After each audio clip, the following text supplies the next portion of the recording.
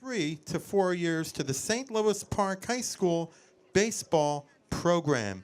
And now, the 2017 St. Louis Park High School senior baseball players and their parents. First up is the student manager for St. Louis Park, Riley Hannon, and his father, Cole Hannon.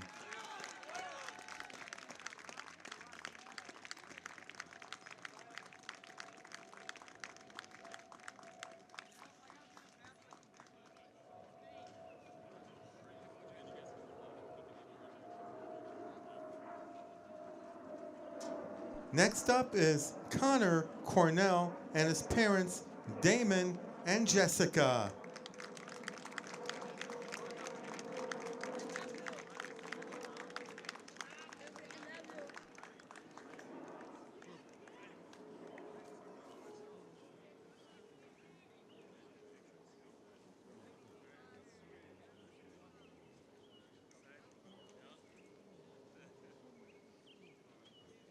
Next up is Jack Elias and his parents, Eric and Robin.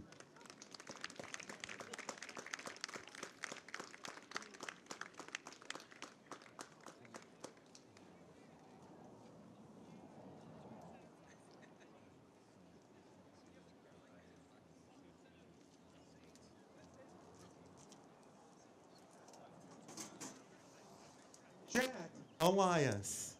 Next up is the fellow they call Juice, Julian Shadle, and his parents, Paul and Barry.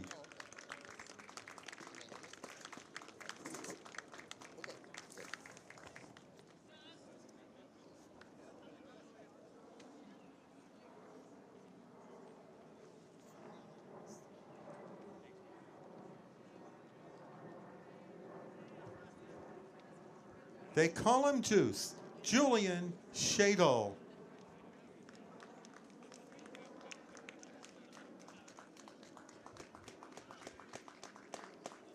Next up is Sam Amundsen and his parents, Mike and Cindy. Okay, so you sent me the lineup for. So would you go ask the coach? And he says, no, I don't think so. He just said no, no thanks.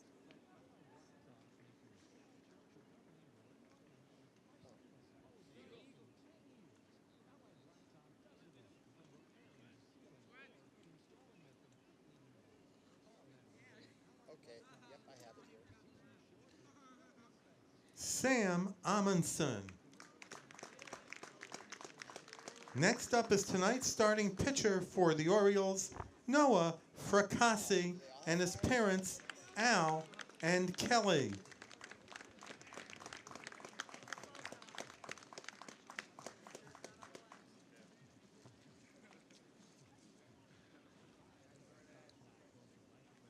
Okay, and then, yeah, I'm ready to go. Noah Fracassi. They can't hear me, right? Next up is Matthew Meyer and his parents, Greg and Joanne. Headies? I looked at the paper today. They were only 2 games in the West Metro. I saw the score of this game, and then I didn't even notice the second game. Did they play last time? Matthew Meyer. And tonight's final St. Louis Park senior is Eddie Halverson and his mom, Lori.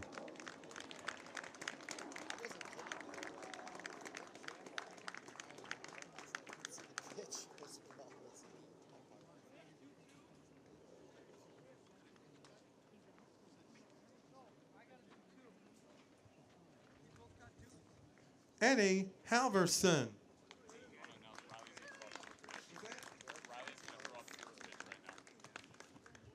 Ladies and gentlemen, we ask that you please, before we have a special presentation, let's have a nice hand for the 7 Orioles senior baseball players and their student manager on an outstanding career at St. Louis Park.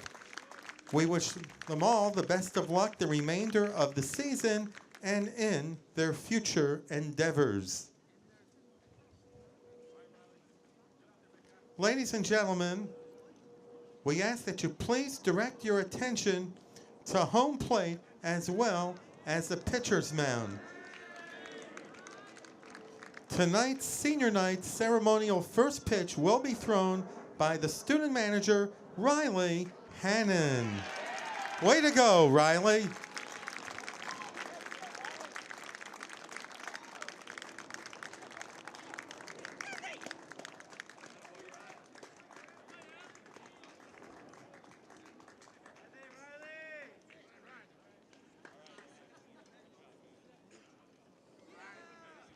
And now, ladies and gentlemen, here are the starting lineups for tonight's game. But first, we will have the ground rules.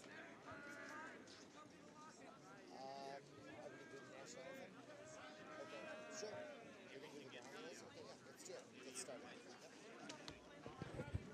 Ladies and gentlemen, welcome to Park 16 Sports Productions. Tonight we bring you varsity West Metro Baseball and the home of the St. Louis Park Orioles. Tonight is senior night and the Orioles are hosting their rival from East Bloomington, and that is the Bloomington Kennedy baseball team. They come in tonight with a 5-12 record. St. Louis Park has a 7-11 record, and if you were watching last night's game, St. Louis Park suffered a very tough loss to Benilde St. Margaret's. It'll be interesting to see how they bounce back mentally after having a 6-0 lead. They gave up that lead in the last 2 innings and lost 7-6, but tonight is senior night and it's a new day. They can forget about the past, and we'll see how our Orioles do at home against Bloomington Kennedy.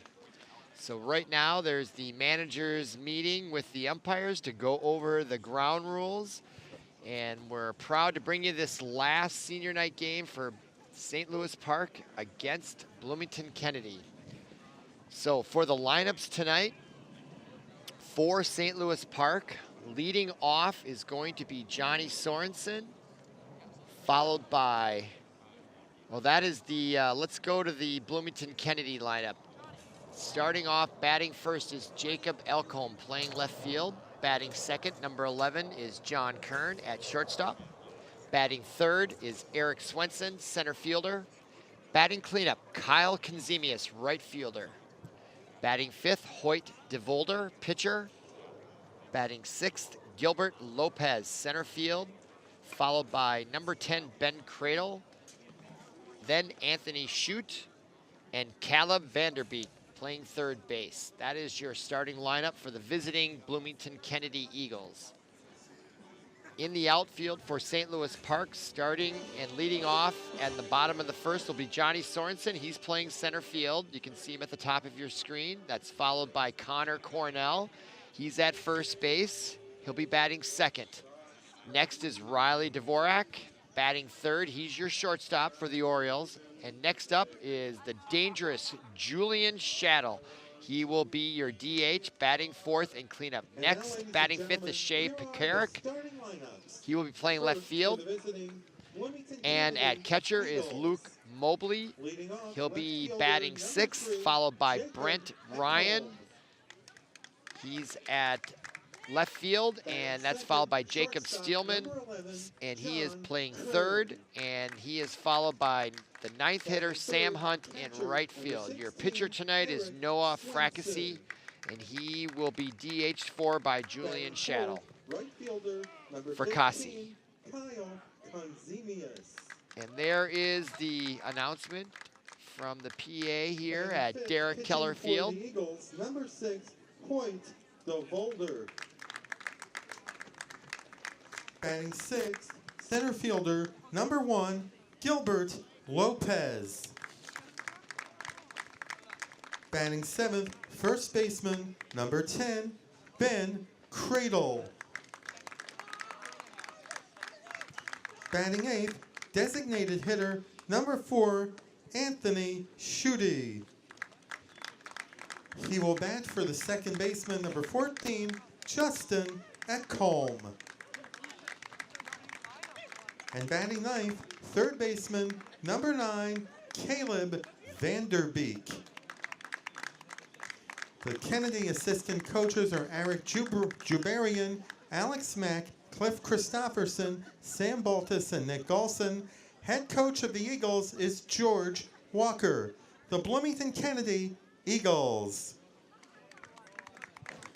Before we meet the starting lineup for the St. Louis Park Orioles, once again, we'd like to recognize student manager Riley Hannon.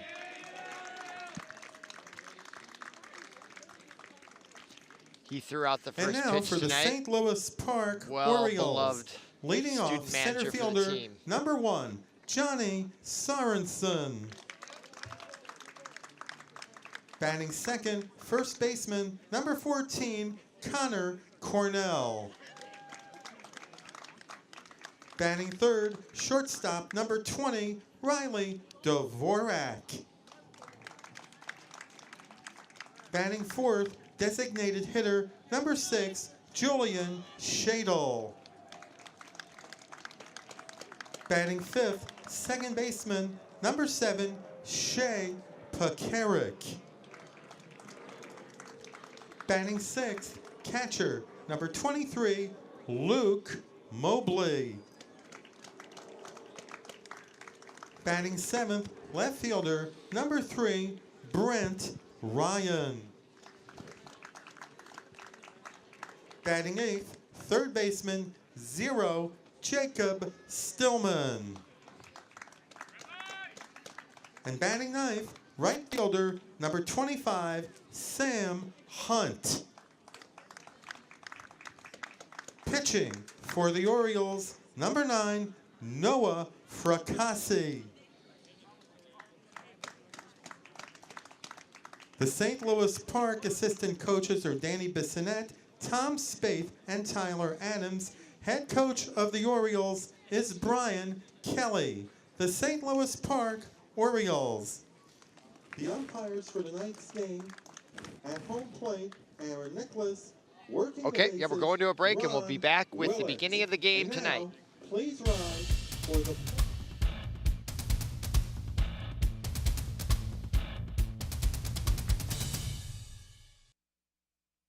If I say heads up, what does that mean to you? It means be aware, be alert. Be prepared to prevent something bad from happening, like a concussion. Most concussions are preventable if you make the effort. Wear a helmet when you bike, wear a seatbelt when you're in the car, and always be aware and be safe. To learn more, go to cdc.gov/concussion. You want to prevent a concussion? It's time to be heads up. Ladies and gentlemen, welcome to another production of ParkTV Sports, production of varsity baseball. Tonight we're bringing you a home game for the St. Louis Park Orioles on senior night. They are hosting the Bloomington Kennedy Eagles in a late season matchup of Metro Conference rivals. Tonight, Bloomington Kennedy comes in with a 5-12 record against St. Louis Park, who is 7-11. Sections are coming up in a week or two, so both teams are trying to get another win to jockey for a better seeding in those playoffs coming up. And there is your starting pitcher, Noah Fracassi. He is a senior and graduating this year. He will be the lead-off pitcher for tonight, St. Louis Park. And for Bloomington Jefferson, the lineup for them is as follows. Their pitcher is going to be Gilbert Lopez, who will be in the starting lineup as also batting. But tonight it's St. Louis Park's night. It'll be interesting to see if you're a follower of St. Louis Park Oriole baseball. They had a really nice game last night going against Benilde St. Margaret's, up 6-0 into the 5th inning. A 2-hitter going by their ace pitcher, and they let the game get away and lost 7-6. So hopefully they can bounce back and shake that game off. And here is the first pitch by Fracassi, and that is swung on and fouled off to the left, strike one. Up tonight, leading off is Jacob Elcombe. Number 3, he is playing center field. And he is facing a 0-1 count here. Just underway here at Derek Keller Field in St. Louis Park. And that is ball 1 in the dirt. So 1-1 to Elkhom. Pitch on away, and that is low. You can see there, great camera angle from our camera out there in center field. Noah Fracassi does not waste a lot of time in between pitches, and that one is also in the dirt. So he is behind in the count, 3-1.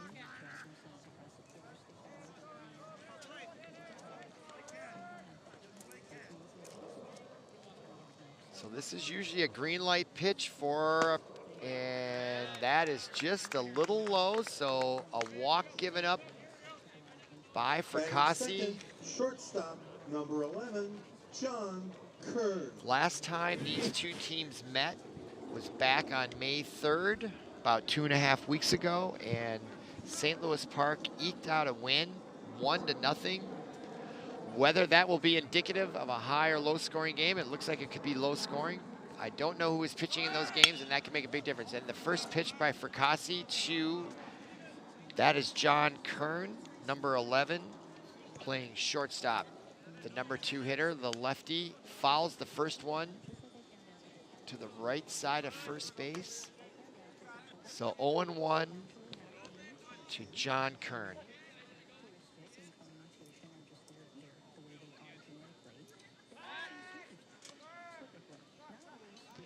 Throw over to first base. Keep Elkhom close to first. Have to see if he's a real stealing threat here. But Fracassi is not taking any chances. And the pitch on away, and that is swung on. Nice curveball. Fracassi took something off that pitch, and Kern went for it. He was way ahead of that pitch. So now he is in a hole 0-2. Nice job by Fracassi. Here's the pitch on away. Another curveball. Oh, just missed on the outside corner. The umpire hesitated on that. Looked like the catcher may have said something to the umpire about that pitch. That was a really nice pitch. Could have been called a strike. 1-2. And that is a soft ground ball to shortstop, and he forgoes the force at second, and he does force out Kern at first, so 1 out for the Orioles. However, the Elkhom advances to second. So it's going to be a slow infield here. The grass hasn't been mowed. There's been a lot of rain in the area the last several days. So the ground is soft, and that means the ball is going to take a while to get to the infielders on ground balls, and that can affect the game here. And first pitch to number 16 is Eric Swenson, the number 3 hitter, and he hits it to center field, and that is caught. And the tag to third is safe for Kern, so there are 2 outs for the Orioles. However, the Bloomington Kennedy Eagles have Jacob Ekholm on third in scoring position with 2 outs. And that brings up Kyle Consemius, the right fielder and the number 4 hitter. He's got a chance with a base hit, can draw first blood and the first run of the game. And this nice pitch there by Fracassi. High, hard fastball gets by Consemius. 0-1. Fracassi's been pitching well. He's had the advantage on most of the counts. He had Kern 0-2 earlier, and then he was 0-1 here. He's 1-1 here now to Kyle Consemius.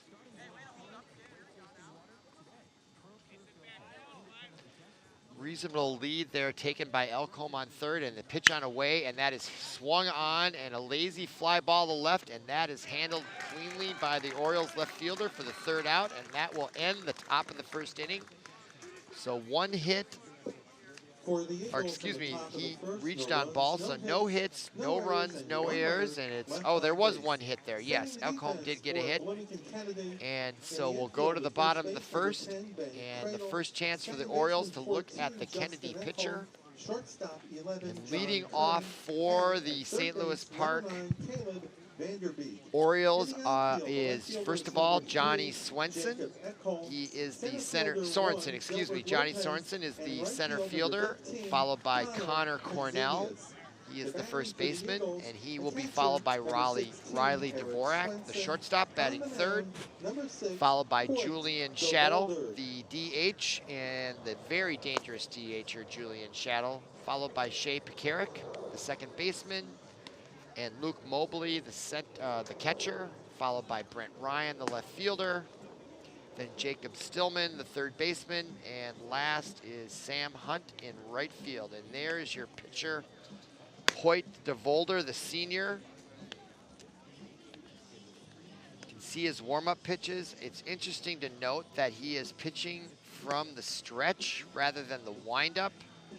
And if you don't know the difference between the stretch and the windup is when you lean back behind the rubber, and the stretch is when you're at the rubber and you go forward. There is the outfield lineup for Bloomington Kennedy. You have DeVolder, the pitcher, to Swenson, Cradle at first, Ekholm, who led off the game at second, Kern, the shortstop, Vander, Beek, third base, and Ekholm in left, Lopez in center, and Kyle Konzemius in right. So it's 0-0 after 1/2 inning of play. There's your starting pitcher for the Kennedy Eagles. I think we're gonna have a really good game. Very even records for the most part. Kennedy 5-12, St. Louis Park 7-11, and the only time they met earlier this year was just a 1-0 victory by the Orioles. And I wouldn't want to play the Orioles tonight after last night's game. We brought you that game. I would encourage anyone to go back online to watch that. The Nilde St. Margaret, St. Louis Park Oriole game from last night, May 18th. It was one of the most incredible baseball games you'll ever see. Totally worth watching again. And there's the first pitch from Van Holder, and it is called a strike, and he has some power on those pitches. So Sorenson, Johnny, is 0-1. Pitch on away. A little high and outside, so 1-1 to Sorenson.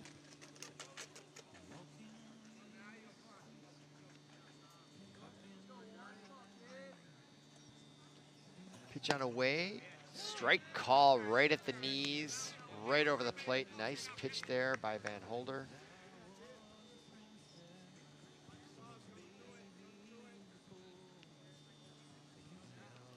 So 1-2 to Sorenson. That ball is clearly high, so 2-2.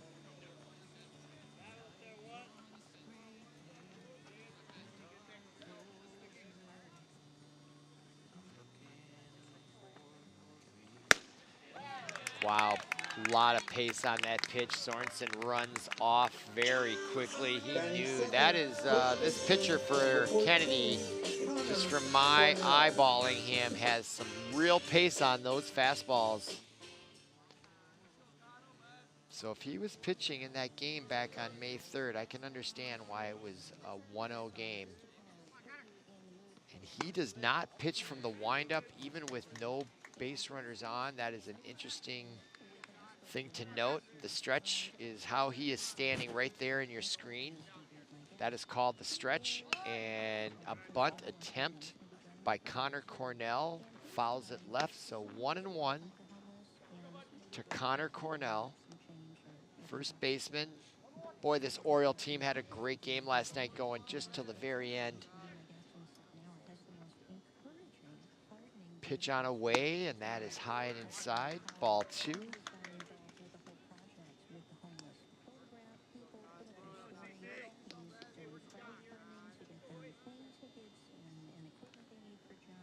Two-one offering outside. 3-1 now to Connor Cornell.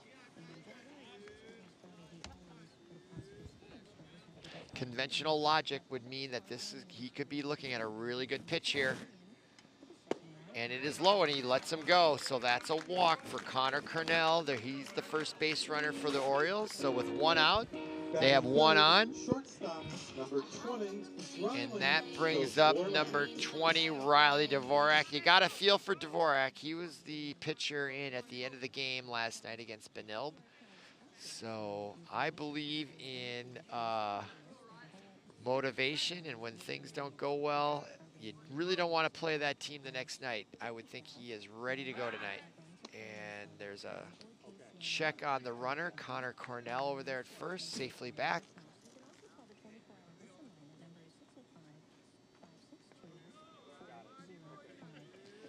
Dvorak digs in, and the pitch on away from Van Holder, and that is swung on and hit well to deep center, and it does get over the center fielder's head against the wall, and that'll bring Connor all the way around to third, and a nice stand-up double by Riley Dvorak, and that has got to feel really good for that young man after last night's debacle, letting that game go away. And nice job. Boy, he got a hold of that one, and he just burned the center fielder.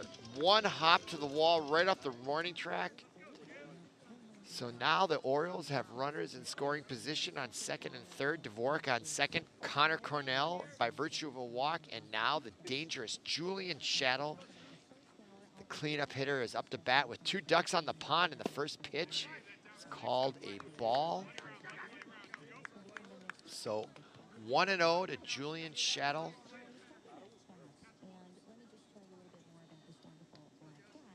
Pitch on away, also low, so 2-0. Kennedy pitcher here being very careful. He knows how dangerous number 6 is here. He's got a lot of power. There's no wind tonight, hardly any. If there is, just a little bit blowing out to right, and oh, big swing by Cradle. He knows he's got two runners out there, and this Oriole team has got to be frustrated after last night's loss. These guys need to get that monkey off their back, and they want to take out the frustration of that loss. So here we go. 2-1 to Cradle. Pitch on away, and that is hit well into the gap in right field, and that is going to be down and against the wall. It is, and that'll score 2 easily. And Cradle comes in standing up, the second stand-up double in a row for the Orioles, and we got a nice round of applause from the Oriole fans, and a nice 2-run RBI stand-up double for Julian Cradle, and the Orioles are off and running tonight. 2-0 here in the bottom of the first. Here is the replay and the pitch. Cradle just gets all of that one. Look at that. Nice swing by that young man, and off almost one bounce to the wall. That's the second one bouncer. So this brings up number 7, Shea Pekarik, second baseman. Curveball drops in for a strike. Nice pitch. 0-1 to Shea Pekarik.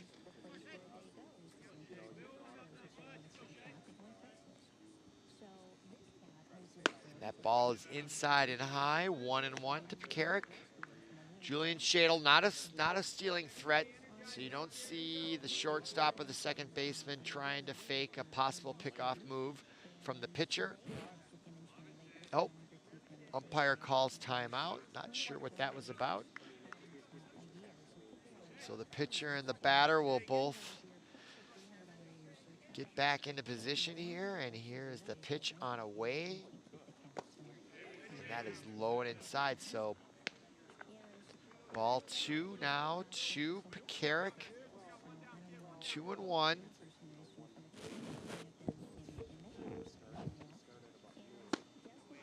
Nice pitch there. Swing and a miss by Pekarik evens the count at 2-2.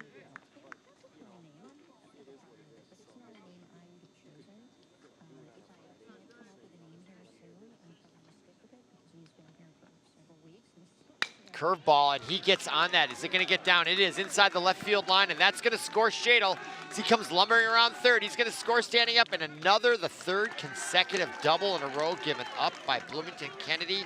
Shea Pekarik was all over that hanging curveball.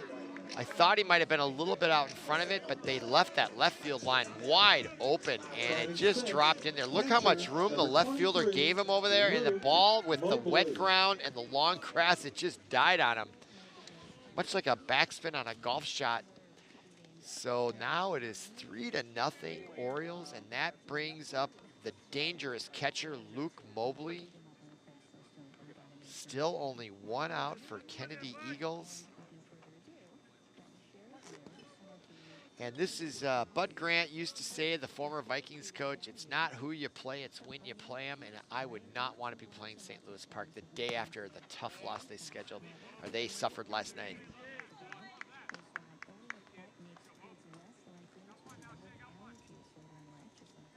So 1 ball, 0 strikes to the catcher, Luke Mobley. Another time, here comes the coach from Kennedy. He's obviously concerned. His pitcher has just given up 3 consecutive stand-up doubles and 3 RBIs.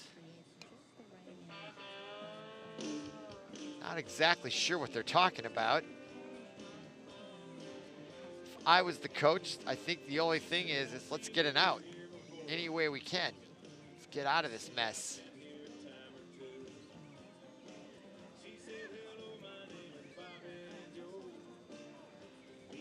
Sometimes a coach just needs to come out, and it's not really what they say. It's just to kind of reboot the team, and that's kind of what it is. It's just to kind of bring everybody together and take a deep breath, try to settle it down. Giving up 3 consecutive stand-up doubles that's tough to endure. So nice job, I think, by the Kennedy coach there, just to come out there and say whatever.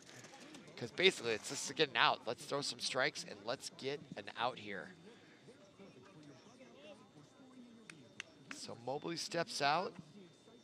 A little bit of gamesmanship going on here between the pitcher and Mobley. So the 1-0 offering. Low in the dirt, and they're gonna try to steal third, and he might be out, and he is. So that was a nice break for Kennedy. Not a bad risk for the Orioles, already up 3-0. But nice job by the catcher there, number 16. Look at the replay here. It was in the dirt, and they took a chance. And a beautiful throw. Look at the pace on that ball and the tag.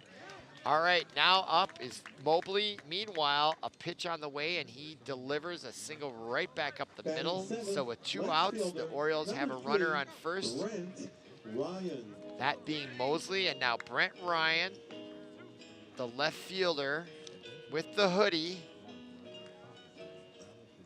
will dig in here with a 3-run lead and a runner on first. And the umpire is going to make him tuck it in there. Last night he had that hoodie on and it was out all night. Nobody complained, but this umpire doesn't like it. Not sure if there's a rule on that. BH should look that up at some point, but nevertheless, it is 0-0 to him, and he fouls that first pitch off to the right, so strike 1 to Brent Ryan. Looked like Mobley was running on the pitch. I don't know if the hit and run was on. You can see in your lower left-hand screen there, the signs being delivered by the head coach for the Orioles. And Mobley is not stealing, so the hit and run was not on, and a strike delivered. So 1-1 to Brent Ryan.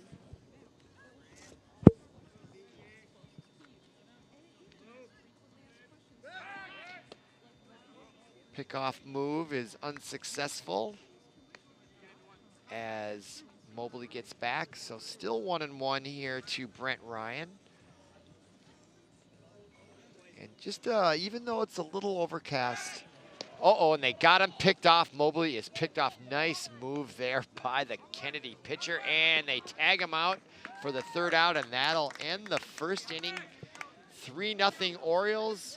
Watch this pickoff move. Mobley, they caught him. Wow, what a move there by the Blue. I can't tell you how difficult that is for a pitcher to get the base runner to lean the wrong way.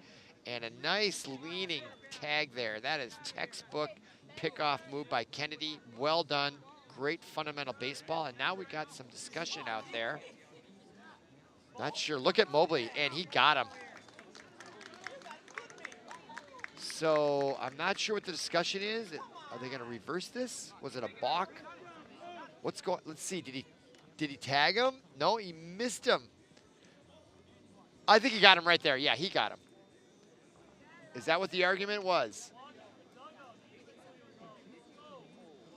Well, Mobley's still standing on first. Just ask Park 16 TV, we'll tell you he's out. Right. Great camera work there.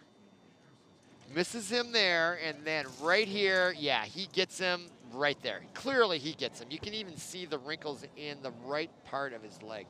So that's an out. Yeah, his glove move. No, he's out. Wow, great camera work. Outstanding. Mobley, though, you know, it's a game. He knows he got hit, but, you know, what are you going to do? It's not your job to make the call. Oh, my goodness. Wow. Wow. Kennedy players or fans are upset. There's Mobley. He's not saying a word.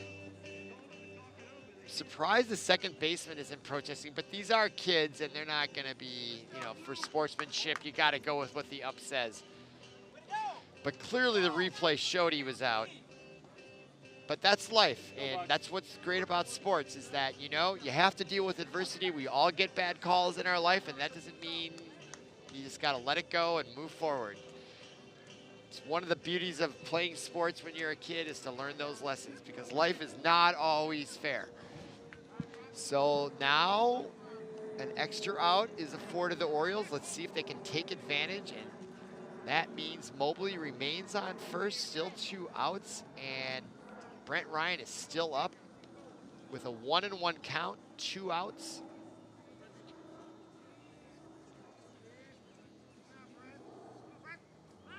And another pickoff move, why not? It worked last time. We'll see if Mobley gets that far off. I'll bet that last sequence will keep him closer. Yeah.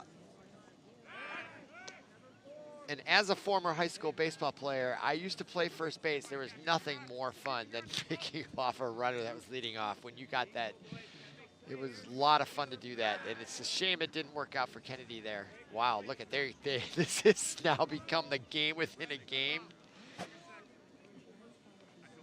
I don't blame the pitcher. I'd keep throwing him over there.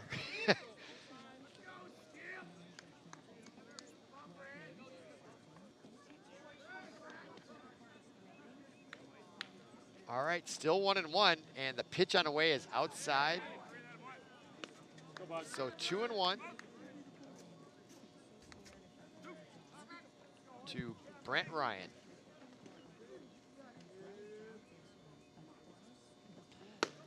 That ball is high, so now 3-1.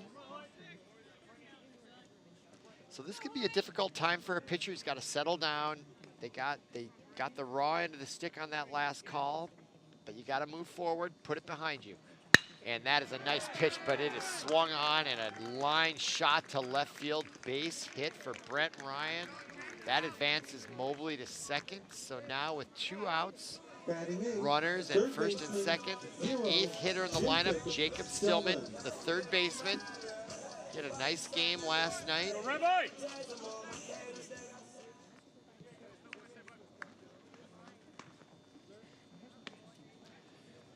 So Kennedy is still pitching here in the bottom of the 1st. They've given up 3 runs. This is the 8th batter of the 1st inning that the Kennedy pitcher will face.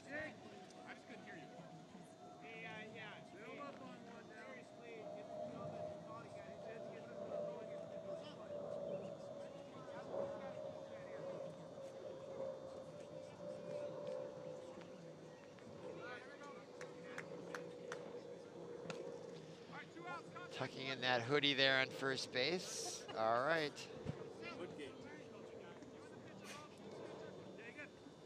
Pitch on away, strike call.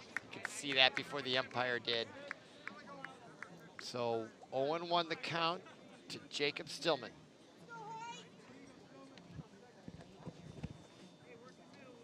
Long first inning here, already taking about 30 minutes, but a lot of base runners. The 8th hitter for the Orioles and a time called by the umpire. Not sure why he did that. It didn't come from either the pitcher or the batter. Look at the lead there. They're not holding him on. That's because there's a guy on second, so there's no steal threat there, and that ball gets away. So ball one, 1 ball, 1 strike to Jacob Stillman.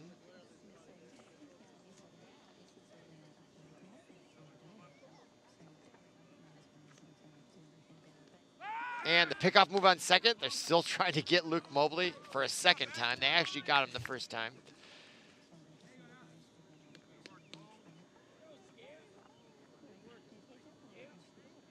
Trying to keep him honest out there.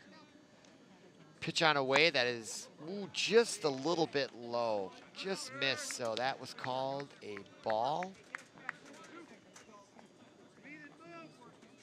So I believe it's 2-1 to Stillman. The scoreboard says 1-1, but I think that's what it was before. And a pitch on away, and that is swung on and fouled back for strike 2. So we'll go with the scoreboard. It's 1-2. We had an issue with that last night as well. Sometimes the scoreboard operator doesn't quite keep up with what's going on. There was a long discussion. So 1-2 to Ryan.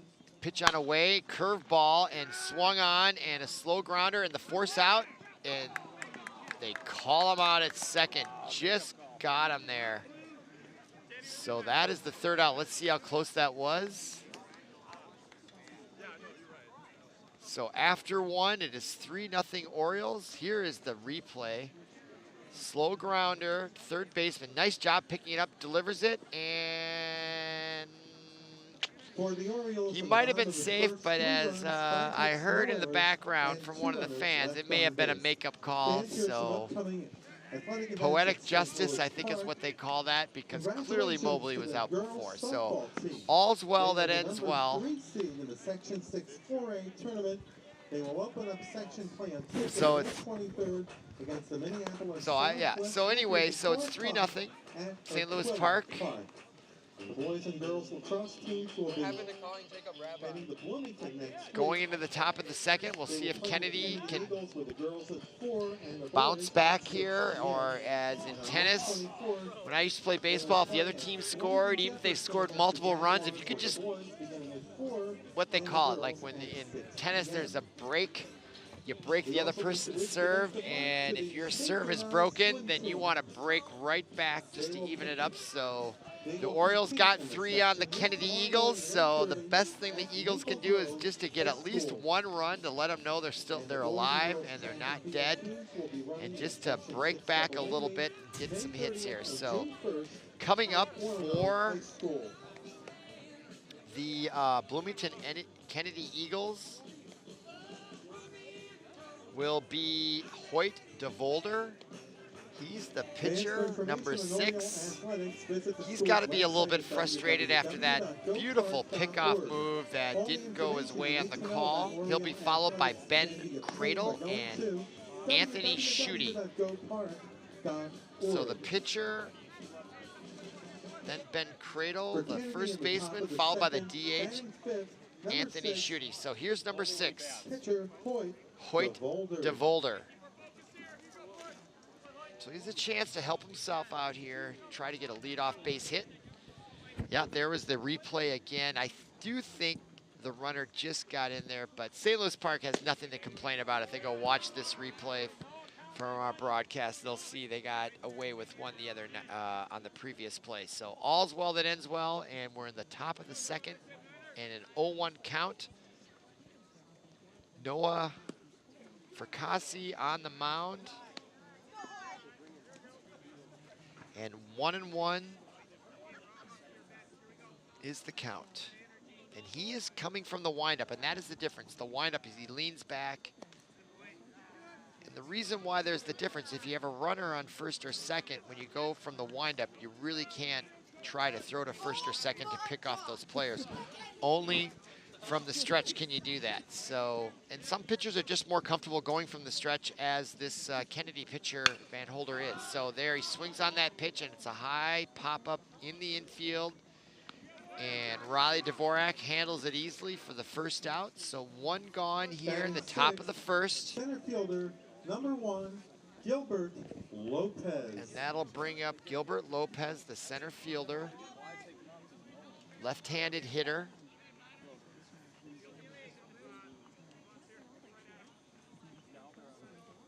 To face Noah Fracassi, and the pitch on away is low and outside, ball 1.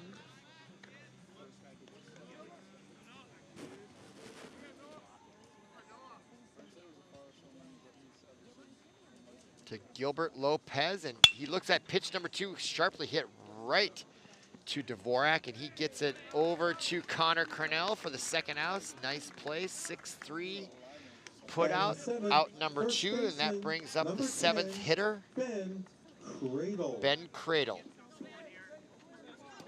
The first baseman has the military elbow pad on his right elbow there. As he digs in, number 10, a little bit of a big open stance there as he picks up that leg to take his first swing, and strike 1 is the count to Cradle. So Fracassi is having a nice go here, cruising along here in the second inning with 2 outs from the windup, and the pitch on away. Big swing and a miss by Cradle. So he is quickly down in the count, 0-2. So we'll see if Fracassi tries to get him anything good here. He's gonna go for the jugular and strike him out. He throws a, just took a little bit off, something off that pitch and just off the plate. Tough pitch to pass up if you're Cradle, but 1-2 is the count. Pitch on away, curveball in the dirt. Cradle holds off, so he has worked the count to 2-2. 2 outs here, top of the second. That's Noah Fracassi there. Off to a good start, and the 2-2 offering is low and outside, ball 3, so now it's full. Nice job here by Cradle, number 10. He was 0-2 in the count, and he's now worked it to 3-2. Should get a good pitch here with 2 outs. Pitch on away, and big swing, and it looked like he pulled his head, took his eye off the ball, and that's a strikeout for Fracassi, and that'll end the top of the second, and we'll go to the bottom of the second, and the score remains 3-0 Orioles. So coming up next for the Orioles, Sam Hunt, I think, will be leading it off. He's the number 9 hitter and the right fielder. And then they'll be at the top of the order with Johnny Sorenson and Connor Cornell. And out back on the mound, taking his warm-up tosses, is the starting pitcher for the Eagles, Hoyt DeVolder. Had a rough outing there on the bottom of the first. Gave up 5 hits and 3 runs. Most notably, he gave up 3 consecutive stand-up doubles. All 3 were 1-bouncers to the wall to right center field. There's the throw down to second.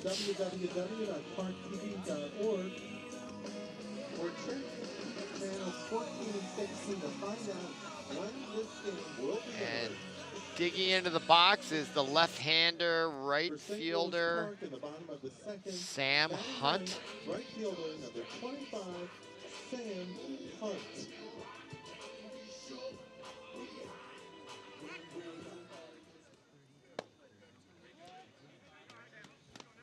Pitch on away, strike 1 to Sammy Hunt. And DeVolder does not waste any time in between pitches, and that curveball is outside. So it's 1-1 to Sam Hunt. And that is swung on, and it's a slow ground ball to second base. Takes a little bit of a hop. Nice job by the second baseman. and records the first hunt. So Hunt goes down 4-3 on the putout, and that brings up the leadoff hitter, Johnny Sorenson, the center fielder. Also a lefty.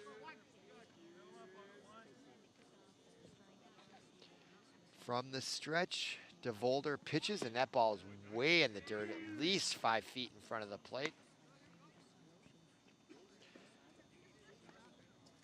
There's Johnny Sorenson looking to the third base coach for any signs. Nobody on, and I think the only sign has got to be if you get a good pitch, swing on it, and that he does. And that ball, also the second baseman, struggles with it and could not recover.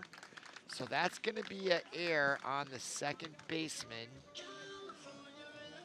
And it's already noted on the scoreboard. That didn't take long for the official score.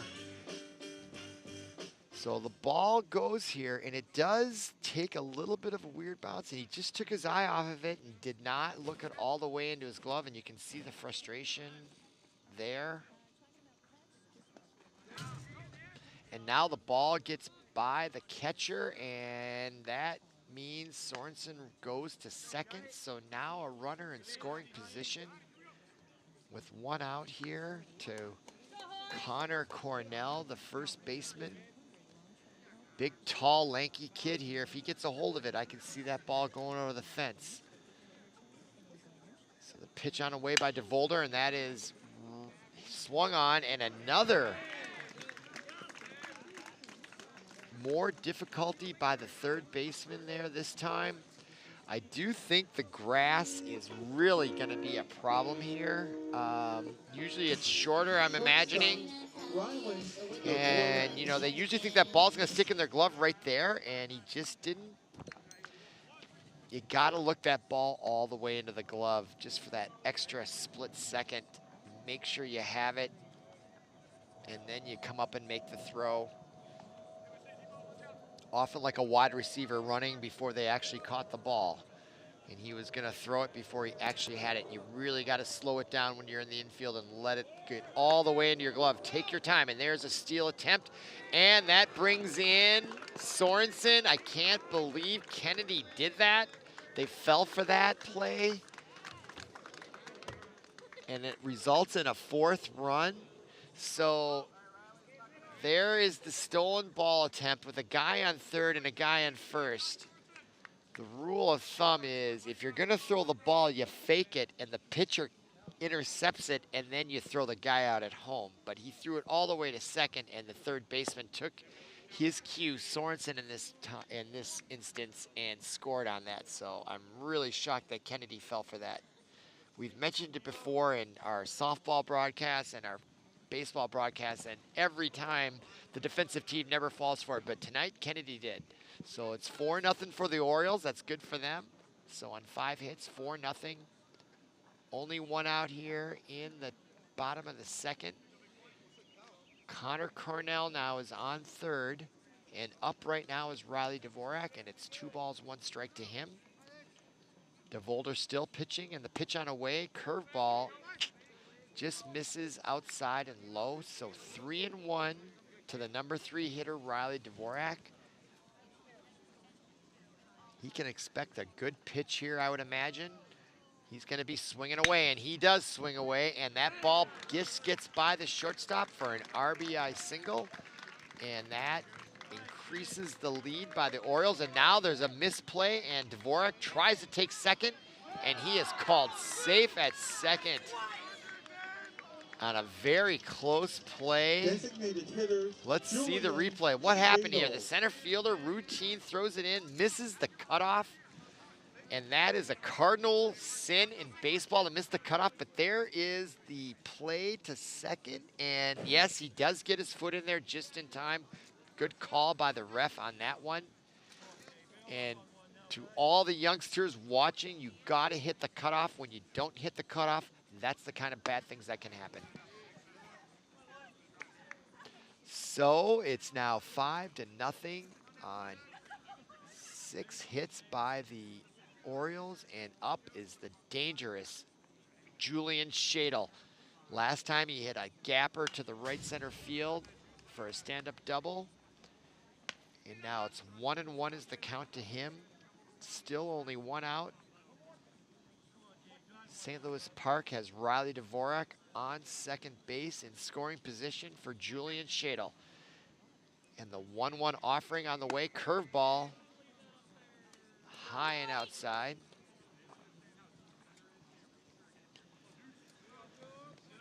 Boy, Dvorak takes a deep breath there. He's getting rocked a little bit here, and he is looking at the ominous Julian Shadle.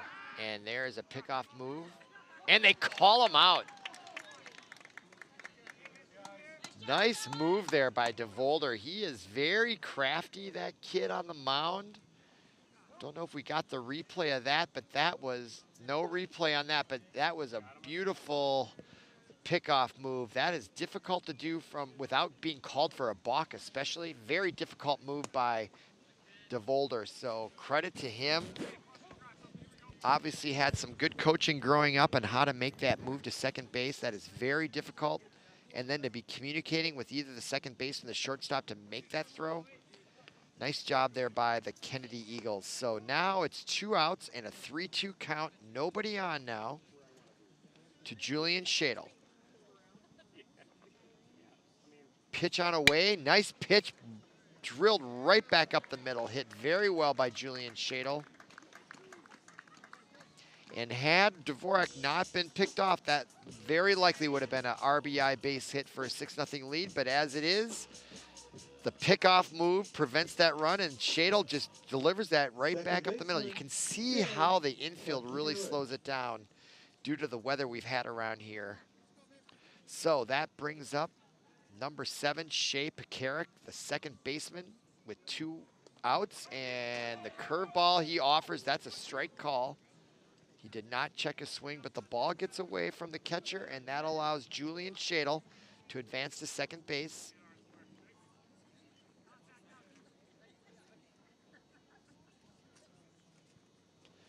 So the catcher is out there with some words with Dvorak. Not sure what they were talking about, of course. Probably just some advice about how the catcher feels they should pitch Pekarik. And there's the pitch, strike call. So whatever the catcher said worked. So it's 0-2 now to Pekarik. 2 outs. Shadle on second base. Pitch on away, swung on right back up the middle and picked up by the shortstop. And he is called safe. That ball was not in time. It was well hit, and the shortstop gets over nicely to get it, but he does delay just a second, and the ball is in the dirt.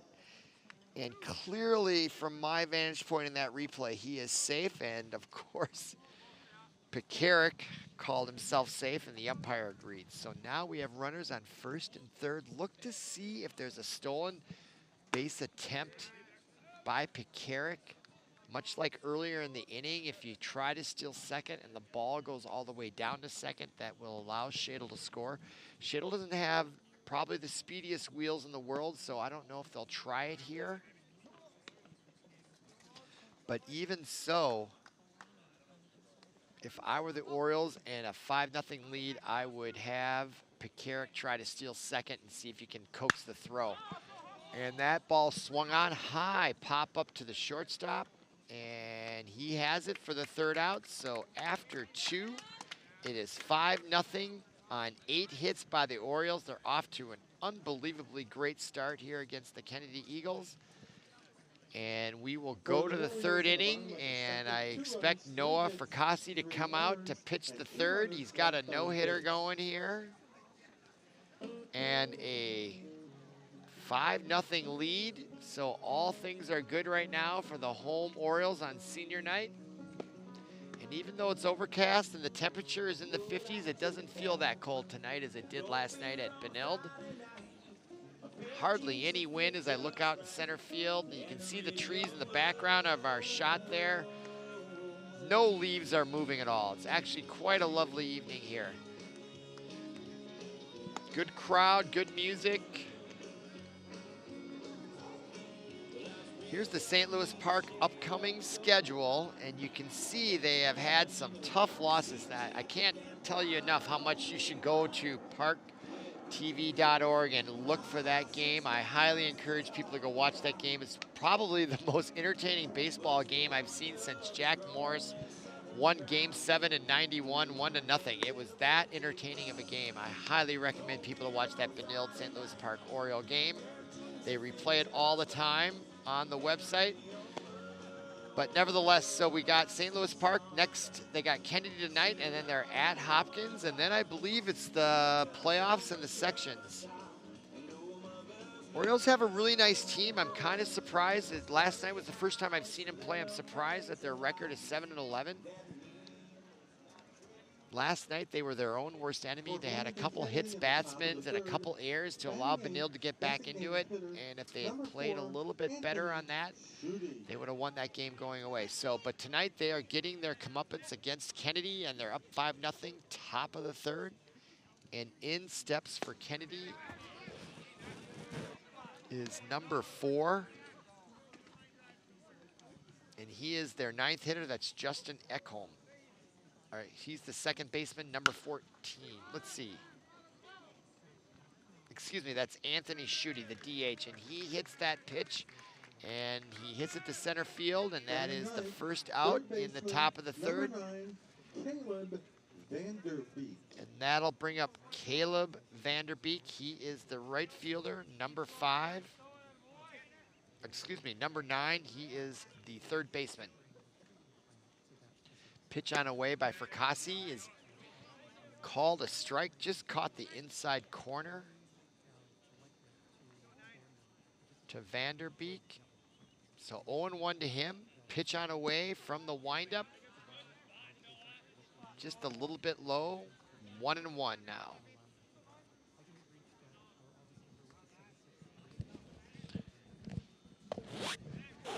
That pitch called a strike. Looked a little bit low. But this umpire's been calling those strikes. He's been calling those low strikes. And so if you're a player, the umpire's not going to change their strike zone. So you just got to learn what it is. And wow, he calls him out on a called third strike. On the high fastball, just got it inside the strike zone. Nice pitch there by Fracassi. So now quickly 2 outs here in the top of the third. And that brings up number 3. For the Kennedy Eagles, Jacob Ekholm, the leadoff hitter, and he swings on the first pitch, and that ball's hit deep to center field, but it is handled nicely out there by the center fielder, Johnny Sorenson. Handles it no problem despite the dandelions, and he'll come back in. So quickly 3 up and 3 down. Fracassi is cruising through 3, no runs, no hits, no errors, and we will go to the bottom of the third. The Rocky theme song in the background, although I don't think they need it right now. They are not the underdogs tonight. I don't remember. Producer Paul Broden has asked me whether or not there is a hit. I don't recall a hit by Kennedy tonight, but that does not mean it didn't happen.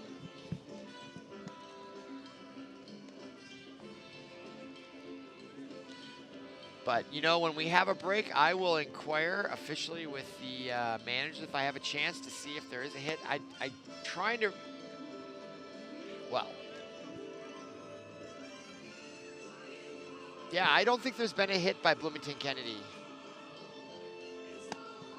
I can't remember it if there was. I don't even know if they've had a base runner tonight.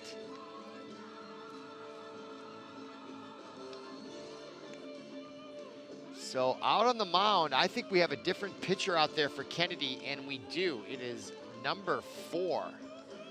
So that is the end of the road for pitching tonight for Hoyt DeVolder, and into pitch is Anthony Schutte, who was the DH, so he enters the game on the mound, and you can't blame that move. They've given up 8 hits in just 2 innings and 5 runs. So I think it's dangerous to play this music, because if I was a Kennedy player, I'd be using this music to motivate me. It's like, hey, we're down 5-0. This is for us. But who doesn't love the Rocky theme song? If you don't love the Rocky theme song, there's something wrong with you, I think. So anyway, so the Kennedy Eagles will take the mound. Or wait a minute.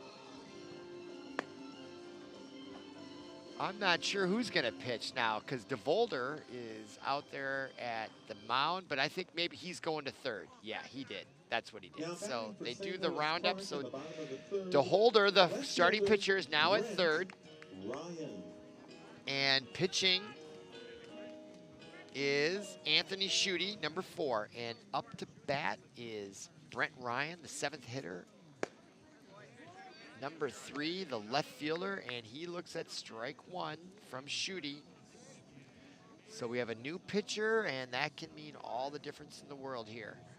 Pitch on away. He also pitches from the stretch. Interesting to note that both those pitchers, I'm wondering if that's what the coaches teach there for Kennedy, that no one pitches from the windup.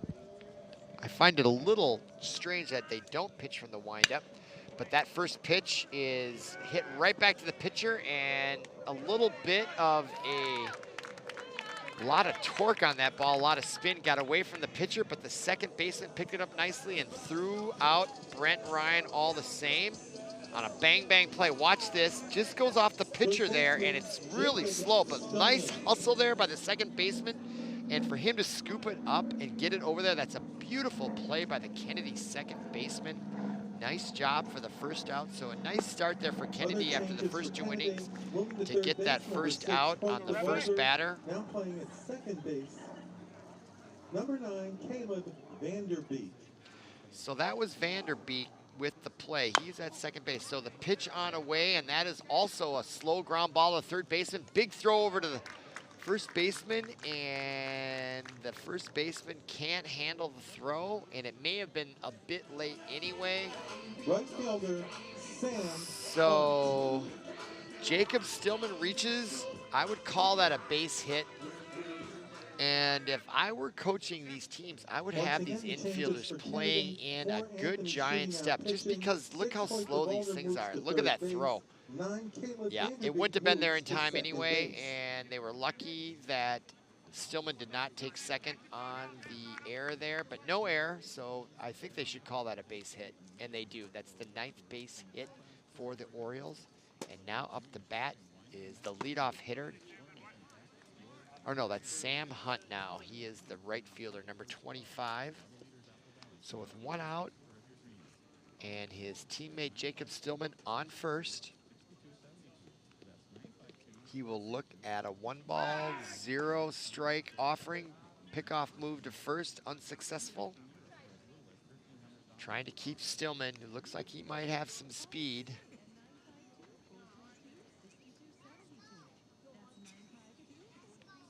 And the pitch on away. Strike call. Nice pitch there.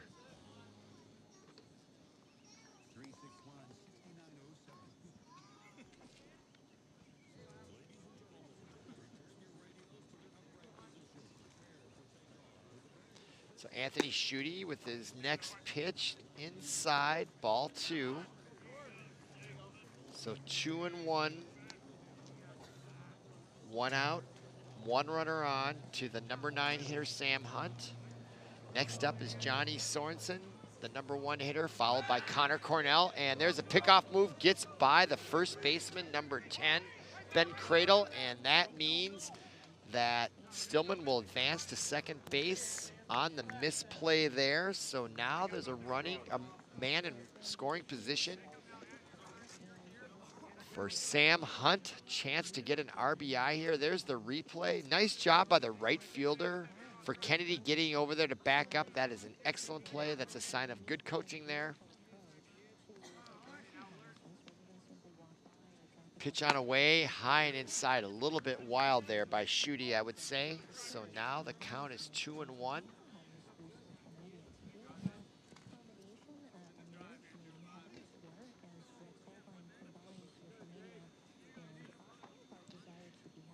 Pitch on away, high and outside, and he walks him. So Hunt, the number 9 hitter, takes first base. Sorenson. And that brings up the leadoff hitter, Johnny Sorenson.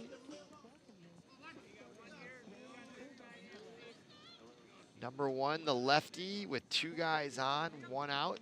Pitch on away from Schutte, swung on and fouled off to the left. Strike 1. Thank you.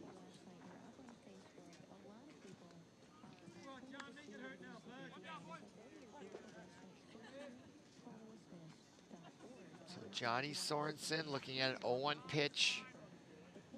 Pitch on away inside. So 1-1 to him. Next up is Connor Cornell. And that ball is smacked hard. That thing could be gone. And it's off the fence, just missed a home run. And that'll bring in number 0, Jacob Stillman. And that ball was almost a home run. He just missed it. From my vantage point behind the umpire, I couldn't see, but boy, when I saw that ball get hit, I was like, that ball has got to be gone, and it almost was. Here's the replay. Watch this beautiful swing. Bang. That is a home run swing right up. There's a little bit down on the bat, and watch it. Boy, just missed it by about 18 inches off the top of the stand, but so it's a double for Johnny Sorenson and an RBI, so it's 6-0 on 10 hits, and we're only 2 1/3 innings into this game, and that brings up Connor Cornell with 2 runners on, second and third. Facing Anthony Schutte, and time called, this time by the ump again. I'm not sure why he's doing that. It's pretty unusual to see that. Usually it's the batter or the pitcher that either steps off the rubber out of the batter's box, and that pitch is delivered, and I think that's called a ball. Yes, it is. So it should be 2-1, or it's 1-1 to Connor Cornell. And that ball swung on, fouled off to the right. So 1 ball, 2 strikes. Chance to add 2 more runs here with a base hit, with runners on second and third.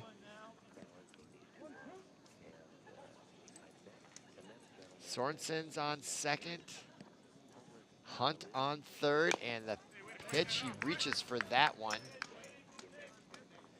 Connor Cornell does, so the count remains 1-2. Nice pitch there by Anthony Schutte.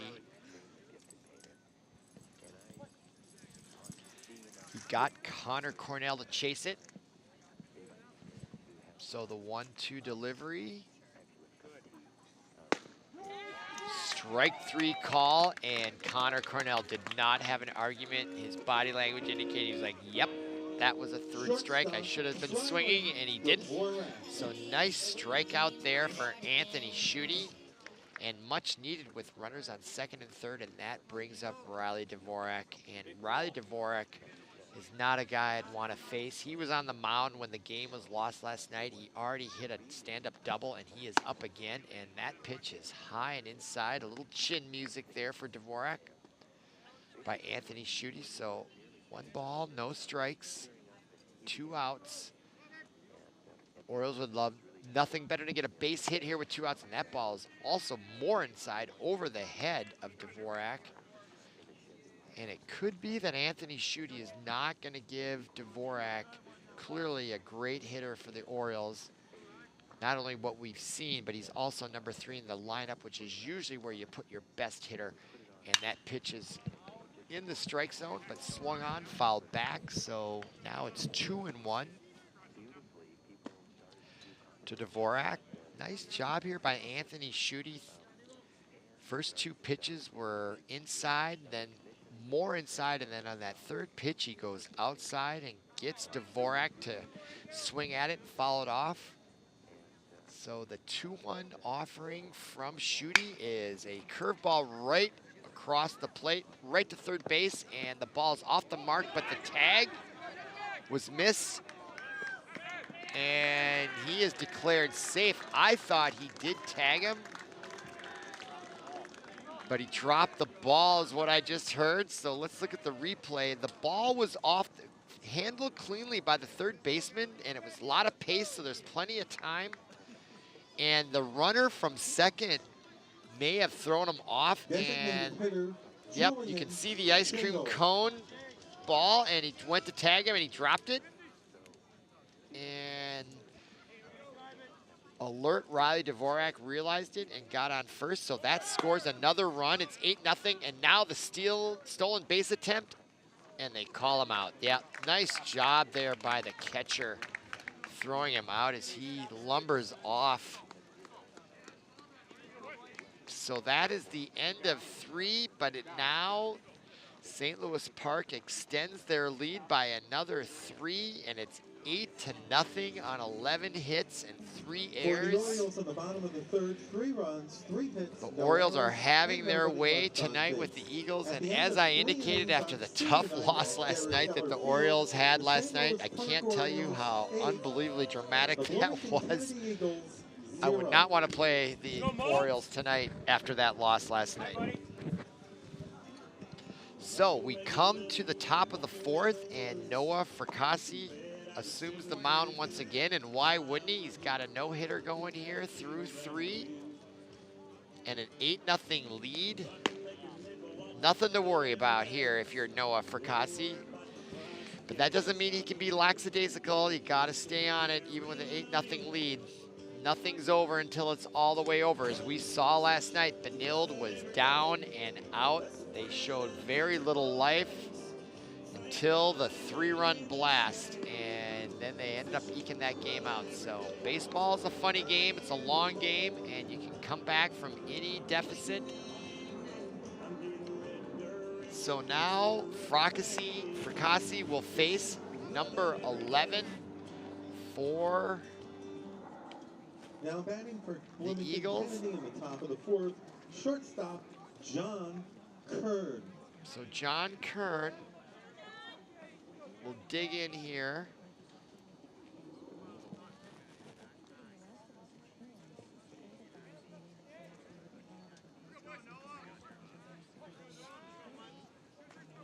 So Fracassi from the windup.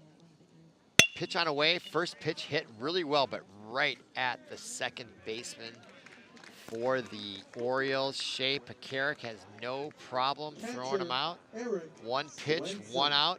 Very efficient by Noah Fracassi, and that will bring up the catcher, number 16.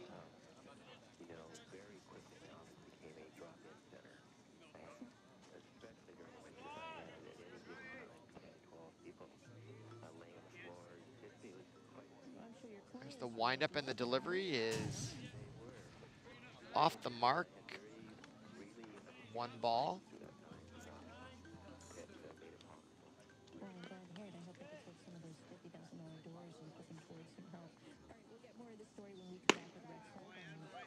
Wow, big pitch there, just misses. Fastball, 2-0 now.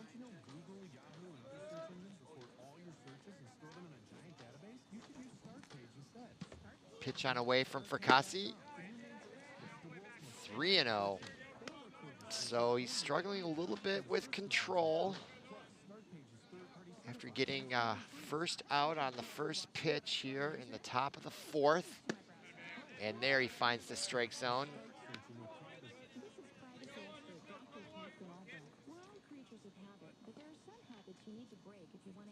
So the 3-1 pitch on away, high, and he lets him go. So a base runner for the Eagles with 1 out. Right fielder Kyle Konzemius.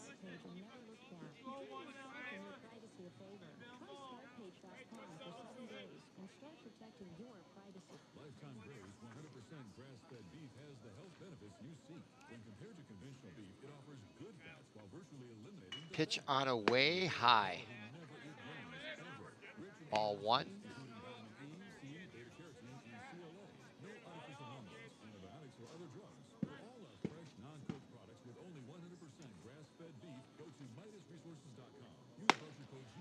Another ball high, 2-0. So Fracassi showing a little bit of control problems here. You can see he sort of showed a little bit of frustration with his eyes there after that pitch. Next pitch on away, another high ball. So he is starting to get maybe a little bit tired here. Even though he's had his way with these Eagle hitters. We're already in the fourth. I'm not sure what his pitch count is, but he is showing a little bit of difficulty. And that one is also high, 4 straight balls. He may have lost it. And here comes the manager for the Orioles. Yeah, he recognized it too, and everybody's coming in. So now we got runners on first and second for the Kennedy Eagles. 1 out only. And there's, again, I don't know what there is to talk about here. You got an 8-0 lead on 11 hits. He's talking to his pitcher there.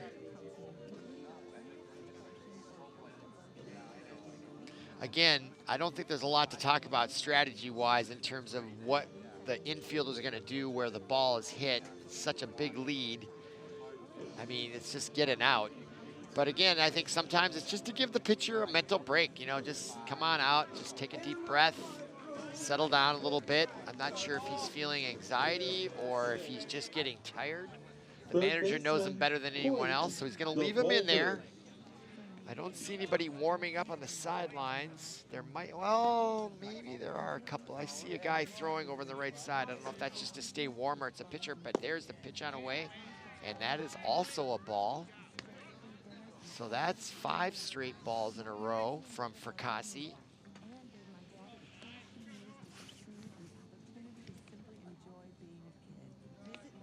Pitch on away, offers a bunt, but this time it's called a strike as he pulls back. That's Dvorak up there, number 6. He's the hitter.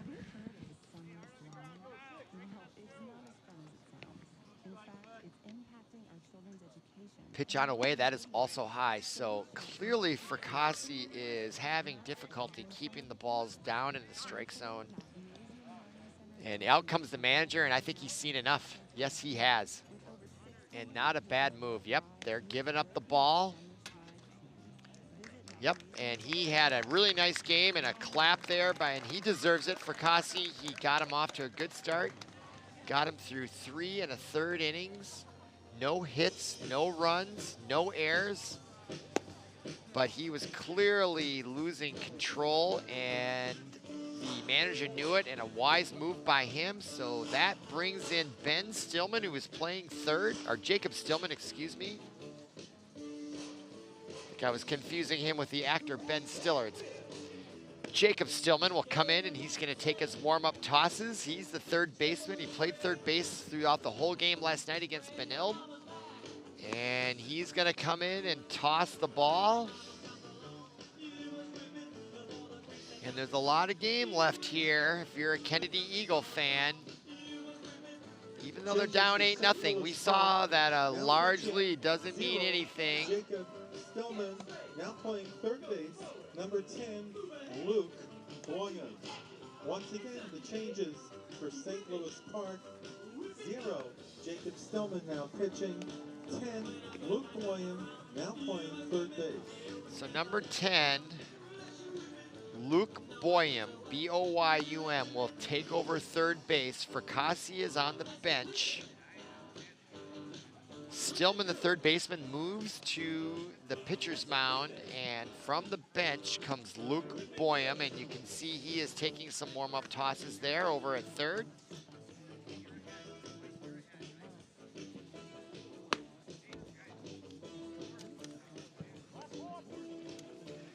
So we have some 80s Devo music playing in the background. And that is the conclusion of the warm-up pitches. And up to bat is Dvorak, the starting pitcher for Kennedy, who is also no longer pitching. So we've got 1 out, 2 balls, 1 strike count now to Dvorak. And the pitch on away swung on, and a pop-up to shallow right center, and that is handled by the right fielder for the Orioles. Nicely done by Sam Hunt for the Center records the fielder, second out. Gilbert So there you go. Lopez. Stillman comes in, throws one pitch, and gets an out. So far, nice move there by the manager for the Orioles. So with 2 outs in the top of the 4th,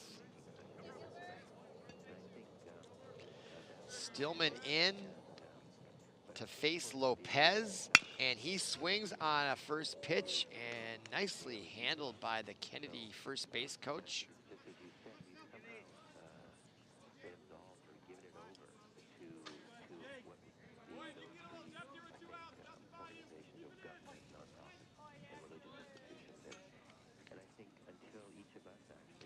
And the pitch on away, curveball just catches the outside corner for strike 2. So now in the hole, Gilbert Lopez, the center fielder, 0-2 with 2 outs, runners on first and second. Stillman in on relief, the pitch on away, another curveball, and he gets him with the same pitch on the outside corner. And that is a tough pitch to hit. Nice job there by Stillman to retire the side on the strikeout.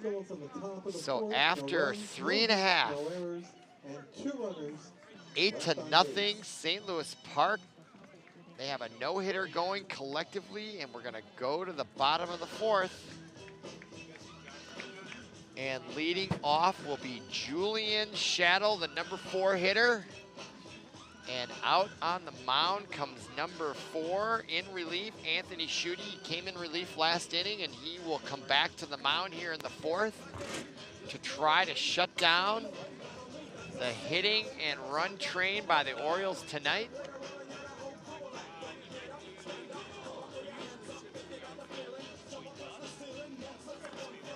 Here's the Bloomington Kennedy upcoming schedule, and they've had a little bit better go of it. They beat Benilde back on May 10th, 4-3, and the Orioles lost to them 7-6 last night. We've discussed that to death tonight. And they lost to Ridgefield 10-0, then Washburn in an interconference game.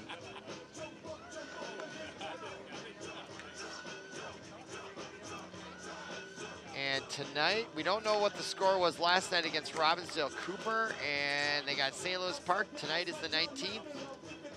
And then they have 2 against Minneapolis South coming up on Monday. Doubleheader. There must have been a rain out earlier. And there we got some fans. Good crowd here on hand. Beautiful park. It's my first time here at Derek Keller Field. Tucked in between Minnetonka Boulevard and Highway 394.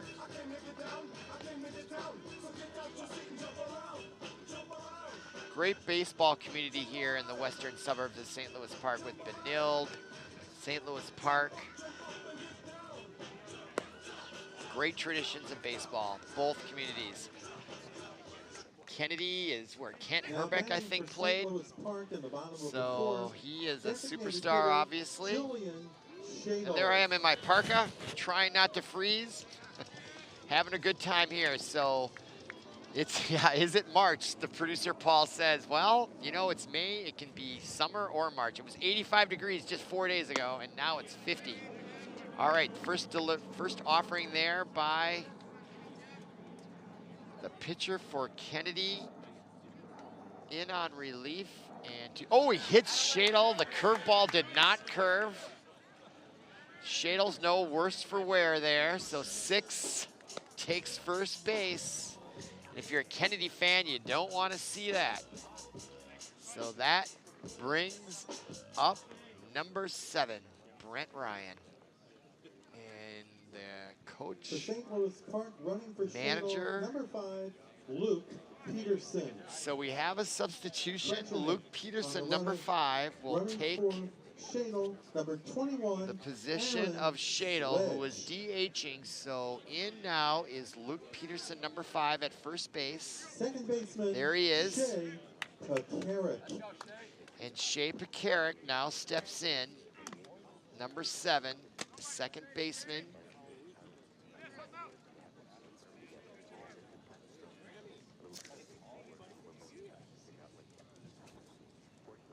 Pitch on away, outside, ball 1.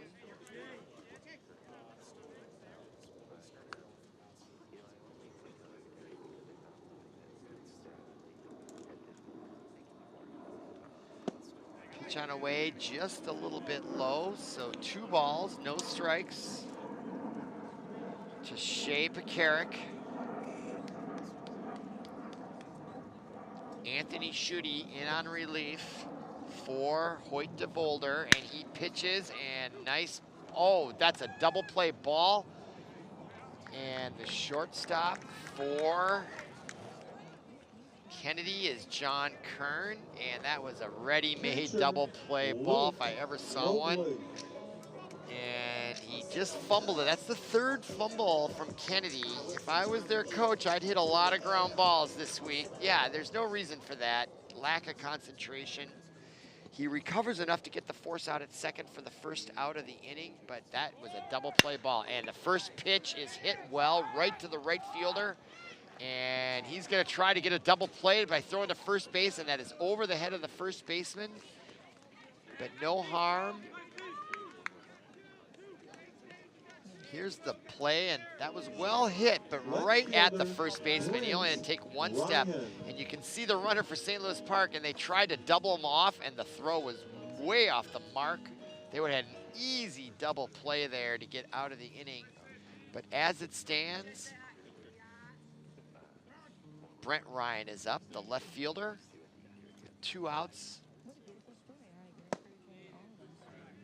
And the pitch on away by Anthony Schutte is called a ball, so 1-0 to Brent Ryan.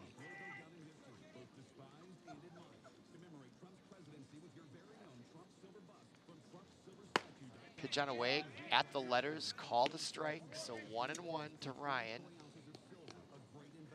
Still has his hoodie tucked in. Last night, Benilde umpires let him have it out. Tonight, it's in. And the 1-1 offering from Anthony Schutte. Oh, timeout again by the umpire. That's like the 4th time he's done that. I'm not sure what he's doing that for. I've watched a lot of baseball. I've never quite seen an umpire just call timeout on his own that many times when it's not apparent what the reason is. So swung on, pop up to short right field, and that is handled nicely by the Kennedy Eagles. So they, for the first time, don't allow any runs.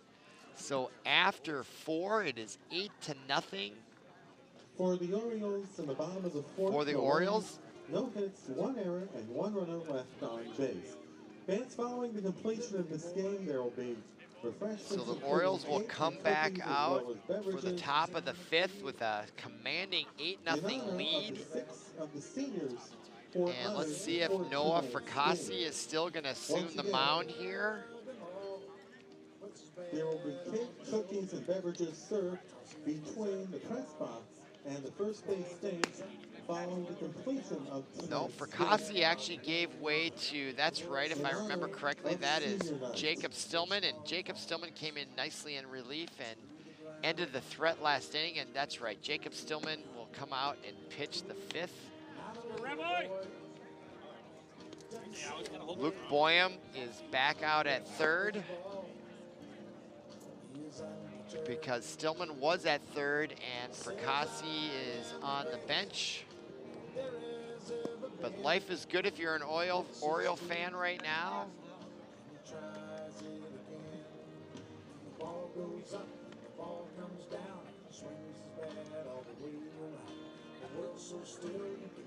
And leading off for the Eagles will be number 10, the first baseman, Ben Cradle. So the Kennedy Eagles got a lot of work to do to get back into this game. They have no hits yet, and that would be the first thing to see if they get a hit, and that is swung on, and that is going to be difficult. Short right field, and the second baseman comes over, and what concentration and a great play there by the second baseman, Shea Pekarik. And this is what I mean by watching the ball all the way into the glove. Perfect example right here. Watch him. Look at the concentration all the way in. His hand is right on it. That is not an easy play, especially with the lights coming on as the sun is setting. So that brings up number 4, Anthony Schutte. And he takes ball 1 with 1 out here, top of the 5th. Pitch on a way, swing. Nice pitch. Stillman took a little bit off that pitch, and Schutte went after it, and he was way out in front of that pitch. So now it's 1-1. Another pitch high, and that is strike 2. Schutte loves those high balls, so if I were Stillman, I'd come back with the same pitch high, and he does, and he swings at it, popped up, back, out of play. Excuse me. So that is strike 2. I'd expect Stillman to come back high again. And he does, and he doesn't get the call, but he thought he'd get the, look at the smile on his face. It's exactly what he was thinking.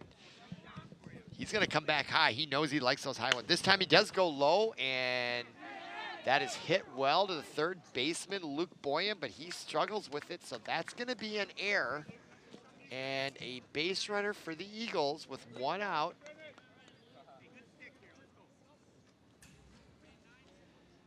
We'll see if they call that. Should be an error. I don't see, well, they put an error up there, but they put it on the wrong column, I believe. So it says 5 errors for the Eagles, but the Eagles didn't make that error. Oh, there they go. 1 error there. So, okay, still no hitter going here for the Orioles. So we got a runner on first, and that brings up number 9 for the Eagles. That is Caleb Vander Beek, the third baseman, and there's a pickoff attempt. Not successful. Anthony Schutte on first.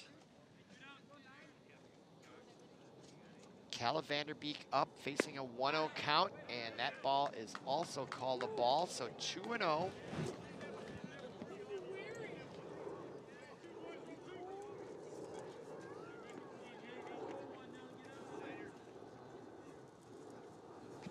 On away, and that is ball 4. Well, the scoreboard had it at 2-0, so that was ball 4. So now 2 runners for the Eagles. Fielder Jacob Ekholm. And that brings up the number 1 hitter, or no, Justin Ekholm. Excuse me, no, it's the leadoff hitter, the center fielder, Jacob Ekholm. And the first pitch is swung on, fouled off to the left.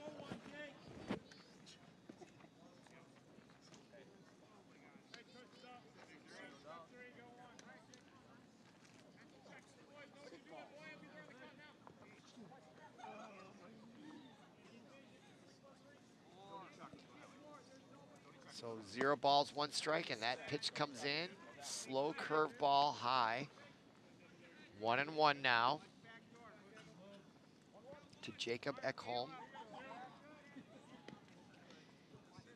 Eagles still looking for their first hit and their first run, and that's a slow chopper to the third baseman. He hesitates with the throw, but he gets it over there for the out. Nice play there by Luke Boyan. After struggling on the earlier play, that was a difficult play. Those choppers are slow. He comes in and gets it on the hop, picks it up almost with his bare hand and lets it go and brings it in. Wow, that was closer in the replay than it looked in with the naked eye, and still think it was the right call. So that's an out, but advances the runner much like a bunt. So Eagles here have a chance to score 1 or 2. Brings up number 11, John Kern, the shortstop, the lefty, facing Jacob Stillman now with runners on second and third. 2 outs. And that ball's hit sharply in the hole between second and first, and that'll score 1. And here comes the second runner, and he slides in safely, and there's the first base hit for the Eagles, and it's a 2-run RBI single for John Kern. Nice job there off Stillman. So now it is 8-2. And what a contrast from the first time these two teams met. As I indicated earlier in the broadcast, it was a 1-0 win by St. Louis Park at Kennedy's home park. back on May 2nd, and now it's May 19th, and in steps in number 16, the number 3 hitter, Eric Swenson, the catcher. He's a big, strong kid. He's got a runner on first, 2 outs, 2 runners across here in the top of the 5th, 8-2, and we may have ourselves a ball game here now. So Stillman in the dirt now, 2 balls, no strikes. To the 3rd hitter here, Eric Swenson, the catcher.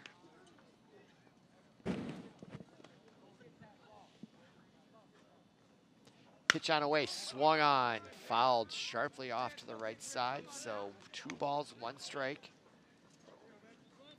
Stillman brought the curveball. He likes to throw a lot of off-speed stuff, curveballs, changeups, but he brought a really strong fastball. I haven't seen that often. Not a bad mix there. Another fastball right down the middle, hit sharply to the shortstop, and an easy force out at second for the 3rd out of the 5th inning, but not before the Kennedy Eagles score 2 on a beautiful 2-run base hit by John Kern. So as we go to the bottom of the 5th, it's 8-2 St. Louis Park, and they will be coming up to bat in the bottom of the 5th to add to their lead, 8-2. Looking at the standings here in the West Metro for the 2017 regular season, the Metro West Conference consists of Chaska, the River at Chaska Hawks. They're 12-0, 14-3 overall. Benilde St. Margaret's, at least the standings that I show, they're 9-3, but they're actually 11-6, I believe, overall. Well, that is what their overall score is, so this is accurate. They're 9-3 in 2nd place, but a good 3.5 games behind the Chaska Hawks. And I grew up in Shakopee and played Chaska quite often. Those are both great baseball communities with great town ball teams and a great history.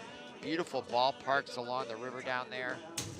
So in 3rd place, it's Chanhassen. They're 8-5. And then Bloomington Jefferson is in 4th place at 6-6, followed by our St. Louis Park Orioles. They're 5-8 in the conference, 7-11 overall.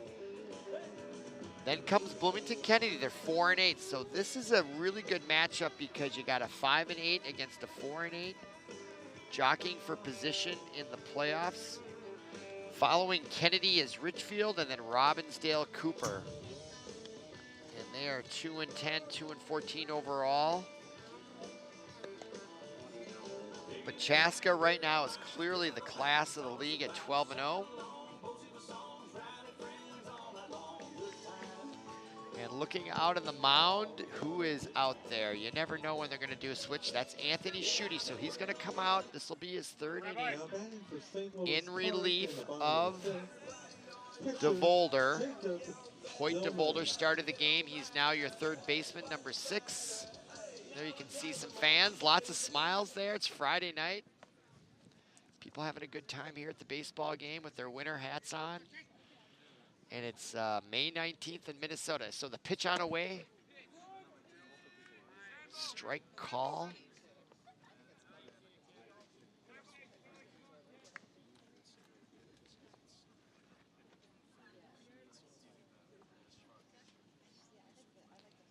Up to bat is Jacob Stillman. He's now the pitcher. He started at 3rd base, been in relief. Done a really nice job. He did give up 2 runs on a 2-out hit there in the last half inning.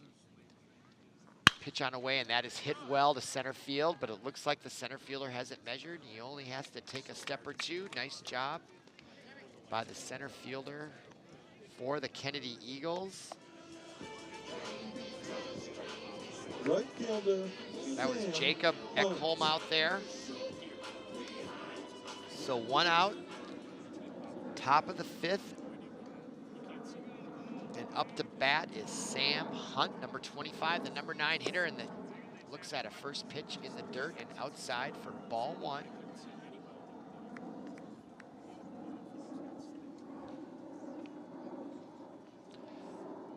And the next pitch from the stretch, big swing, fouled straight back by Sam Hunt. So he was on that pitch. He liked it. The timing was perfect. Just missed it. Pitch on away, and that is high and outside. So 2-1 to Sam Hunt. Pitch on away, strike. That is well hit. Is he gonna burn the left fielder? And no, he just gets back. He almost misplayed it. Went to his left and had to wheel back around to his right. Nice play there by the left fielder, Brent Ryan. Ball fooled him right off the bat there, but that will record the second out. And that'll bring up Johnny Sorenson.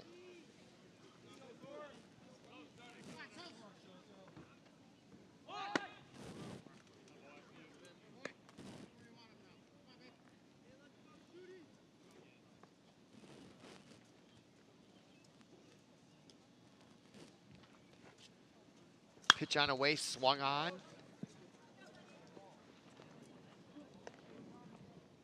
Fouled out of play. So the count is 1-1 to Johnny Sorenson.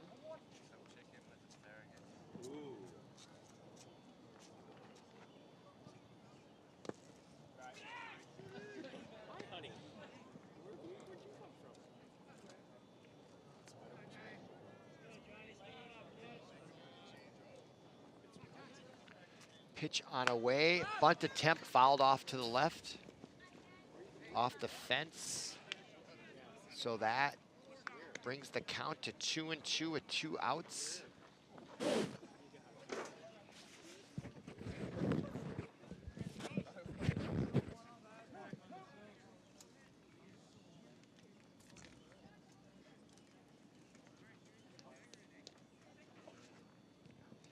Pitch on away, swung on, also fouled back by Johnny Sorenson. So the count remains 2-2. Please return foul balls to the game. Thank you.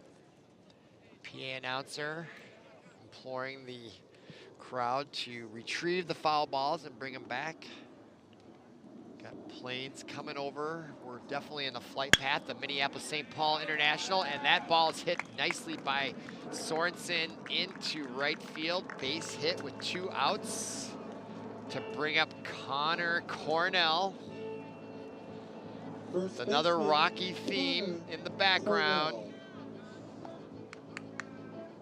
So Connor Cornell, number 14, looks for the sign out from the left, from the third base coach. Runner on first, the number 2 hitter, the tall, lanky Connor Cornell. From the stretch, shooty outside, ball 1.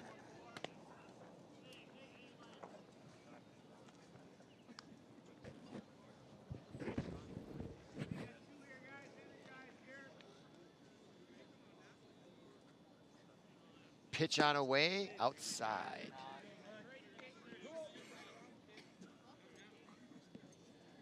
So 2-0 the count to Connor Cornell.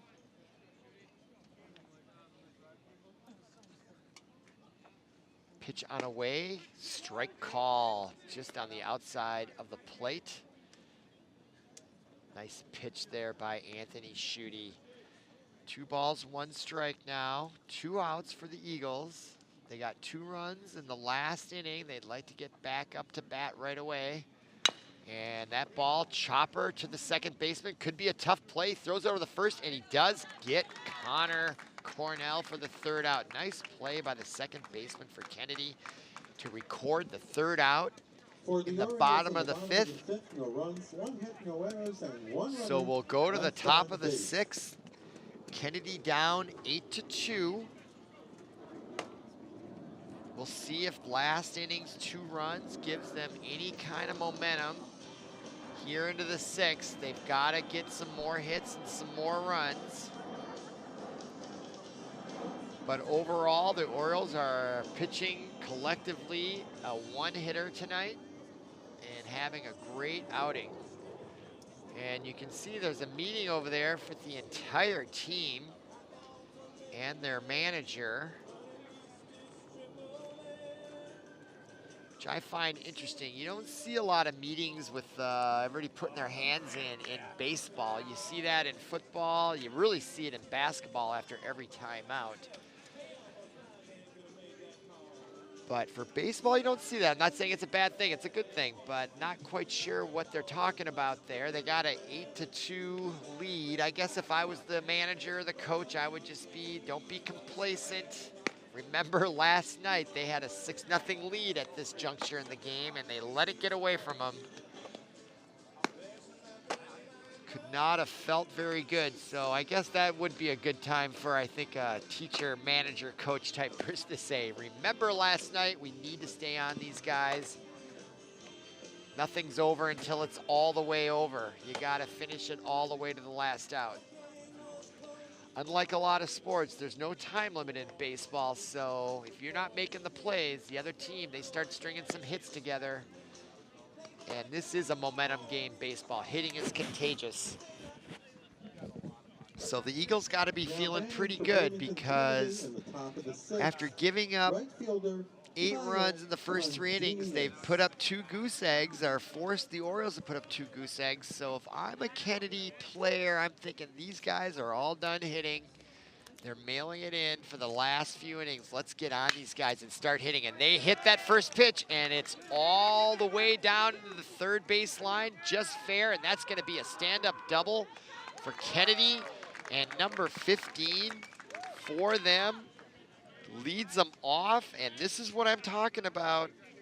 They are going to start to try to get on these guys. They are not going to give up. These are high school kids. They have the best sportsmanship, and they do not ever give up, these kids.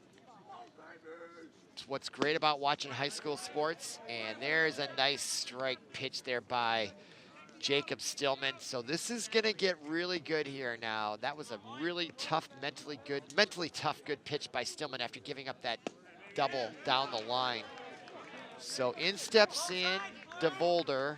That's Hoyt Dvorak, number 6. He's the third baseman. He was the starting pitcher who gave up most of those early runs. So with no outs, runner on second.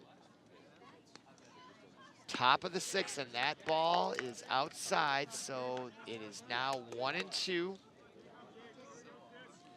to Hoyt Dvorak. From the stretch, the pitch on away. Took something off that pitch. Big swing there this time by Dvorak. He liked that pitch, didn't quite get it. As we wait for his teammate to go back to second base.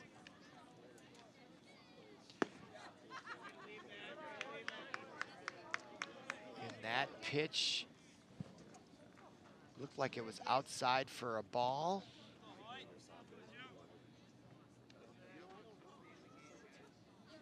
So the no-out pitch on a way, curveball, and that ball is also down the third base line, and it is called fair.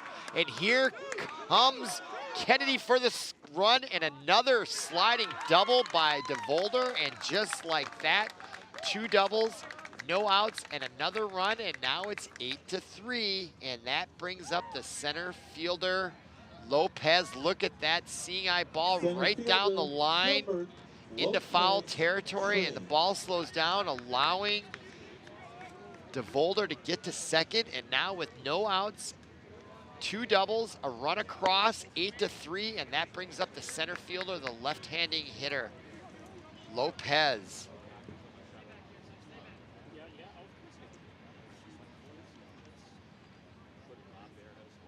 Gilbert Lopez, the center fielder, looks at ball 2. So now Stillman in a hole. May be feeling a little cold. You can see blue on his pitching hand there. It is getting colder here. It's probably right around 50, 49 degrees. And there's a bunt attempt for a base hit. Goes foul, so that's strike 1 to Gilbert Lopez. We have some drama brewing here late in this game. I wonder if this isn't a trend. I haven't seen enough Oriole games. They get up on teams and then they start to let it slide, and that's what I'm seeing now. Still a good cushion with an 8-3 lead, and there's a pitch, and that ball's hit well. I think it's going to be measured by the center fielder. And it is measured, but that's going to advance the runner to third base. The throw is over his head against the fence. But Dvorak tags up on the out. Ball just missed it. Didn't quite get enough on it. Handled well by the center fielder, and that throw was way off the mark.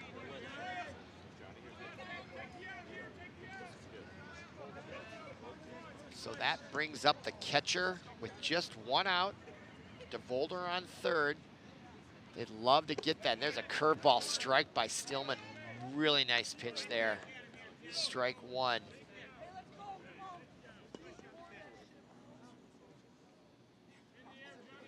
Cradle swings at that right back up the middle, knocked down. That's going to score a run unless he gets him out, and it does get him out for the second out, but that does score the run. Unfortunate there for Cradle. He hit that well. That ball would have gone through the middle, I'm guessing, and the pitcher slows it down. A nice play by the shortstop, throwing him out at first for the second out, but it is an RBI, and now it's 8-4. Curveball swung on, beautifully hit by Anthony Schutte.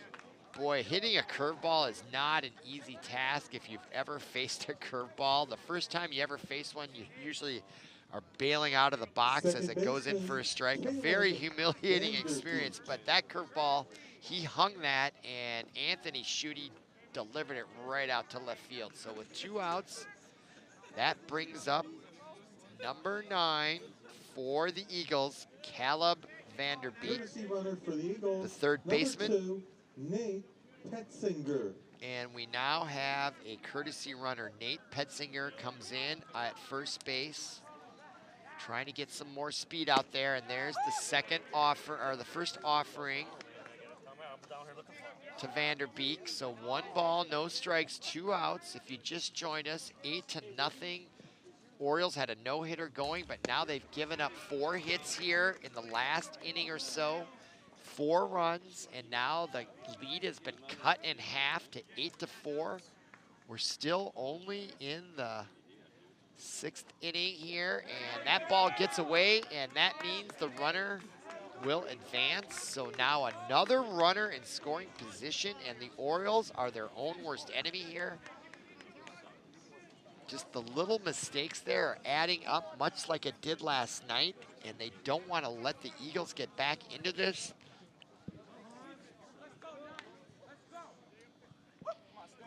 The only difference is their lead is a little bit more than last night against Benilde, and it's a little bit later in the game when their opponent started to make their run.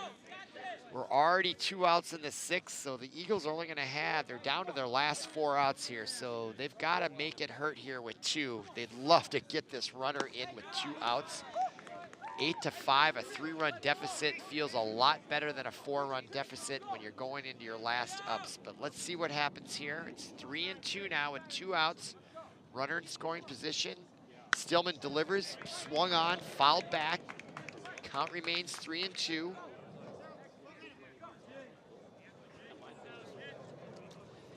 So in steps in number 9, Caleb Vander Beek, 8th hitter in the lineup.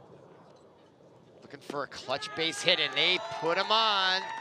Stillman is very frustrated with that, and so is their manager. He's maybe gonna come out. He stopped, and now he is coming out, and he is going to go to the bullpen.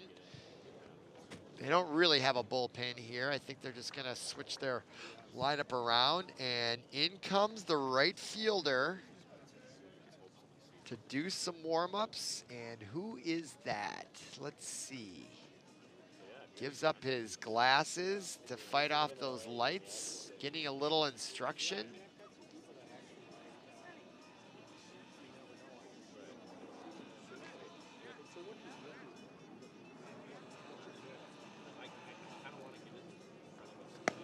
That is number 25, Sam Hunt. He was in right field, and if you recall, if you watched last night, their right fielder, forgive me, I don't remember his name. He suffered a separated shoulder last night against Benilde. I don't see him here tonight. He might be on the bench. but he really made a really beautiful, nice diving play. Unfortunately, the ball came out of his glove, but he clearly separated his shoulder.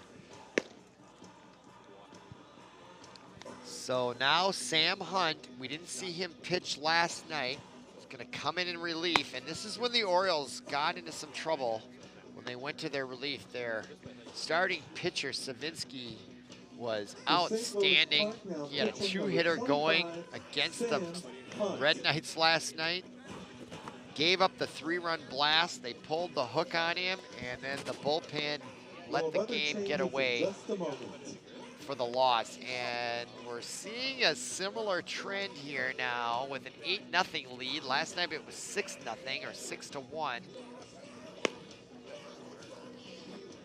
So with 2 outs, runners on first and second, and coming up to the plate for the Eagles is number 3, I believe, the number 1 hitter, just what you don't want to see if you're the Orioles. And moving to second base, number 10, Luke Boyan. Once again, the changes for St. Louis Park. So the changes for Park, Hunt pitching, Shea Pekarik now playing right field. And Shea Pekarik right field. And 10, Luke Boyan now at second. All right, we'll bring you the rest of the changes later. And there's the first pitch, and that is drilled to center field. Is it right at the center fielder? So in comes Sam Hunt. 1 pitch, 1 out.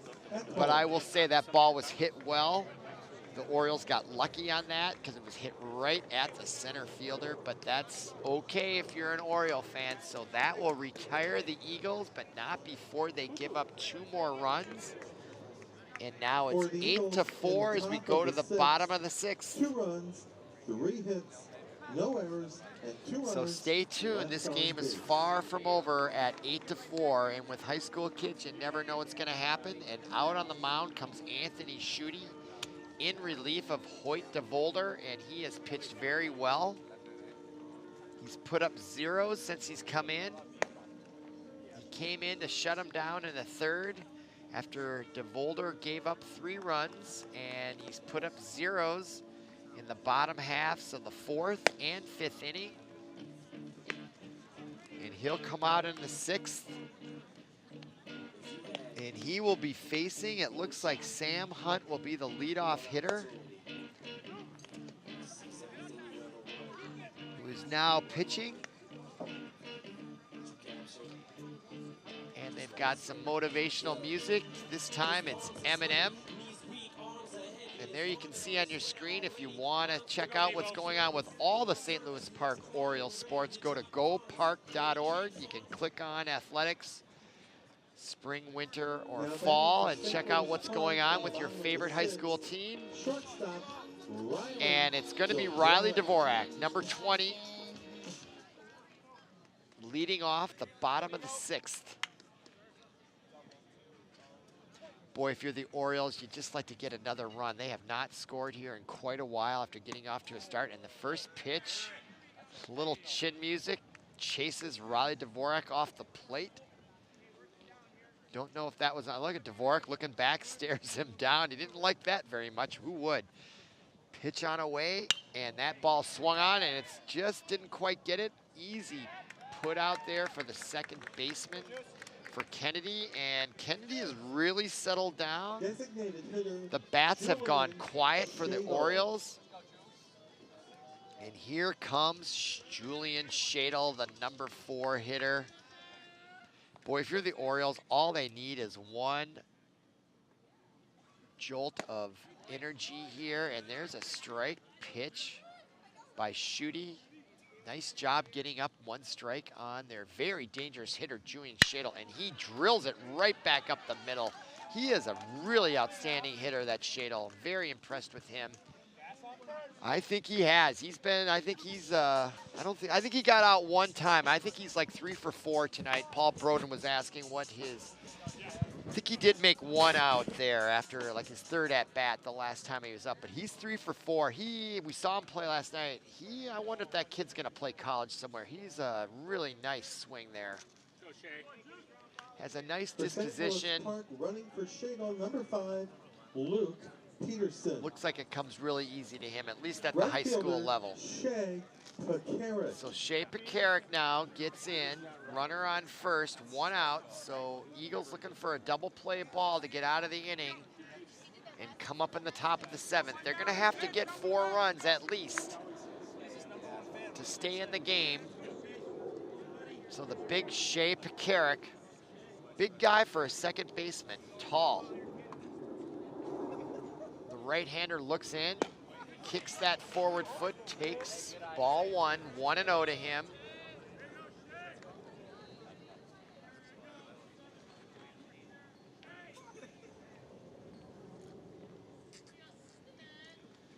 Pitch on away from the stretch, and that ball's drilled to right center. That's in the gap. It may go all the way to the wall. No, it does get cut off by the right fielder, but not before he advances the runner to third, and he takes second base on the throwing error. So just like that, the Orioles have runners in scoring position for Mr. Mobley. Luke going to step in.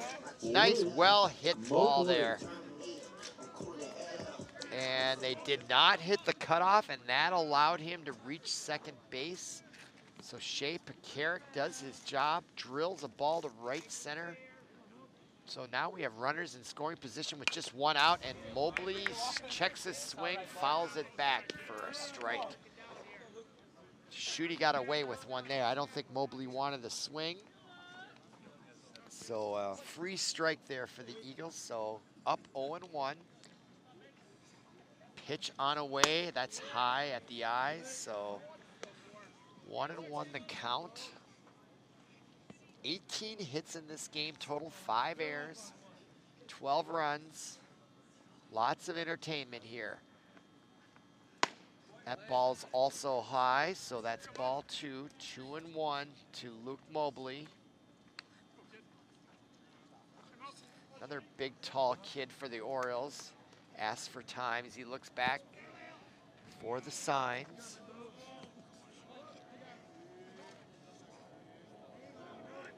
So the 2-1 offering to Mobley. He swings on it, and it's going to be fouled just off the third base. So the count will be 2-2. Just 1 out here for the Orioles. They would love nothing better than a base hit here. That would pretty much probably spell curtains for the Eagles.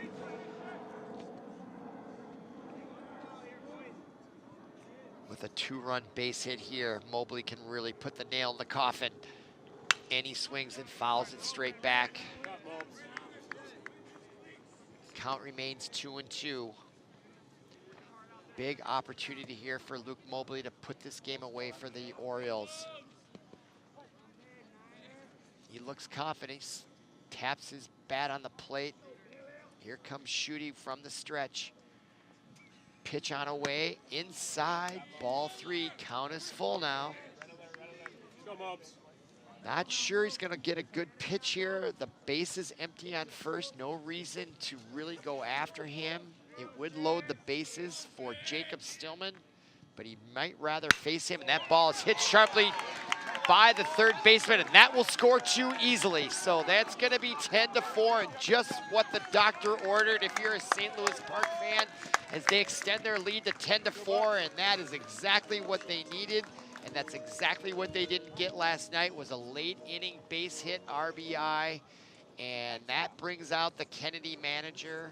Let's go, Bucks. Very disappointing if you're an Eagle fan. It's just gonna make the comeback that much tougher. Another on the replay there, missed cutoff. So if I was the Eagles, I'd work on their ground balls and they're hitting their cutoffs. Those little things in baseball really can make the difference. Having played a lot of baseball and then adult softball afterwards, not hitting the cutoff is so frustrating. It can really lead to lost ball games. Just those little fundamentals. So we've got a big committee meeting. In fact, the whole corporation came in for that one. Oh no, the outfielders, I didn't see them. They had their own little committee meeting out there in dead center. So yeah, the whole infield came in. Again, I don't see that much as a strategy I think that more is just, let's just settle our pitcher down, even though they probably didn't even talk about that. Because it's not real complicated if you're in the outfield, if you're the Eagles. You just got a runner on first, and yeah, basically the strategy is ground ball, get the force out, and hopefully the double play, and let's go hit in the top of the 7th. So meanwhile, we've got Jacob. Let's see, who's up here? That is number 3. Strike, big pitch there.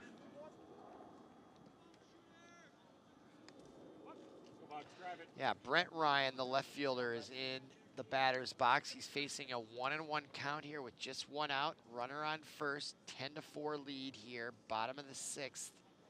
The offering from Schutte called a strike. Stillman, or Brent Ryan did not agree with that, and it was close.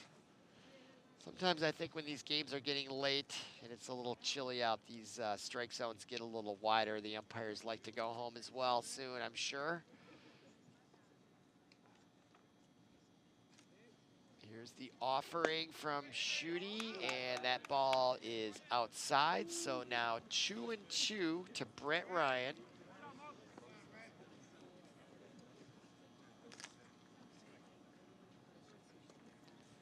Nice camera angle there with the leadoff runner and the pitcher. Nice job there. That is beautiful. Pitch on away. And is it going to be in play? No. Just got over the tall fence here in the backstop. So 2-2 the count now to Brent Ryan.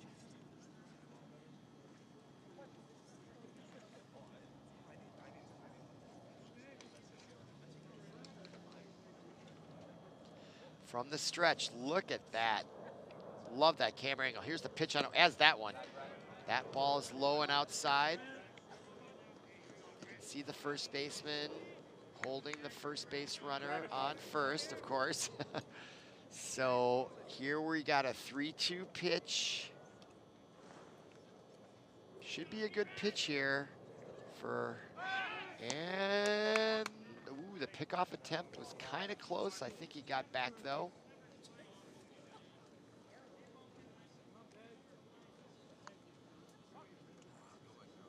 So Brent Ryan, I think, is going to get a good looking pitch here with 3-2. The Eagle pitcher here, Schutte, he doesn't want to let another runner on here.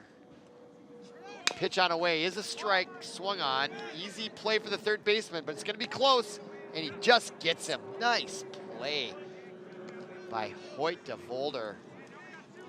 That is a hard throw. Look at that. Tough play and the short hop. Although it was sort of a Texas hop, but look at the arm strength there, and he just gets him by a quarter of a step.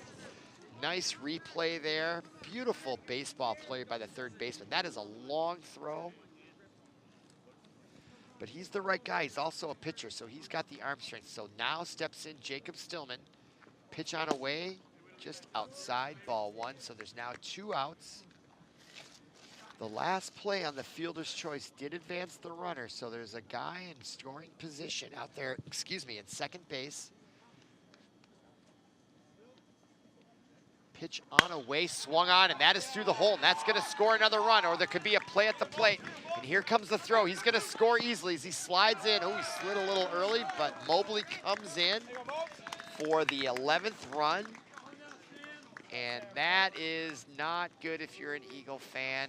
Hoping to get back in. They came into the bottom here of the 6th with just an 8-4 deficit, and now the deficit is 7 runs. That is going to be a tall order, and that was well hit to the left fielder, and he just did not get the ball in time. So that brings up Sam Hunt.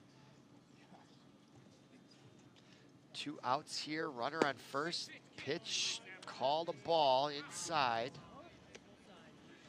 So a lot longer inning than the Kennedy Eagles wanted, that is for sure.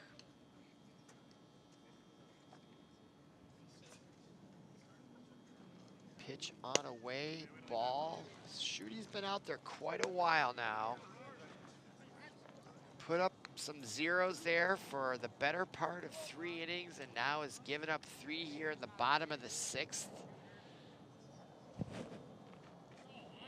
pitch on away, that is also outside. I'm sure the Kennedy coach does not want to put another pitcher in here with 2 outs. Bottom of the 6th. Like to just get these guys back in the bench and see if they can hit away and come up with an incredible rally here in the top of the 7th. And the pitch on away, and he does find the strike zone there.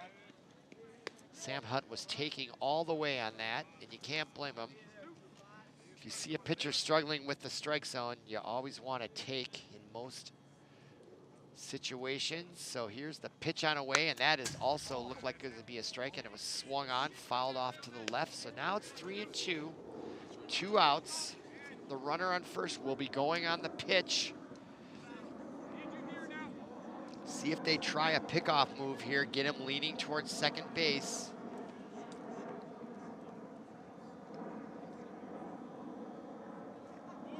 And he is running, and it fouled straight back. That was a big-time fastball, I should say.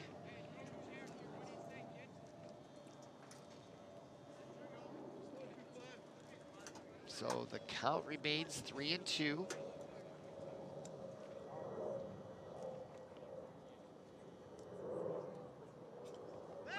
And there's the move to first base. I thought that might be coming, especially with the 3-2 count. The runner's going to be going on the pitch.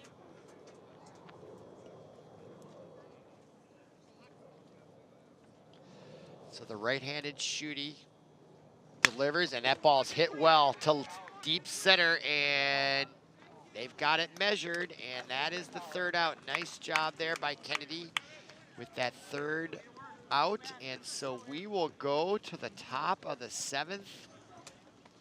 And Kennedy has their work cut out for him. If that's not the understatement of the year, they've got to come up with 7 runs just to tie it.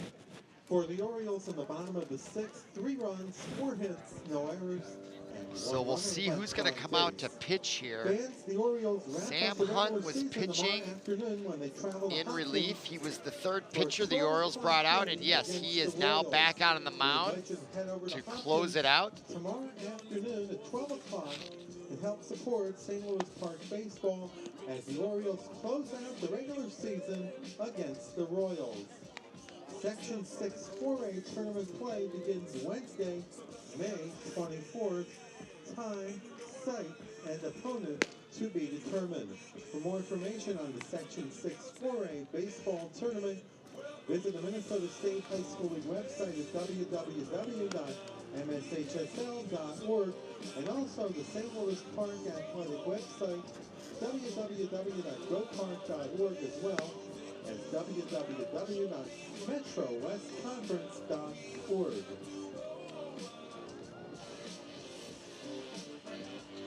There's your scoreboard. It is a beautiful scoreboard. Derek Keller Field.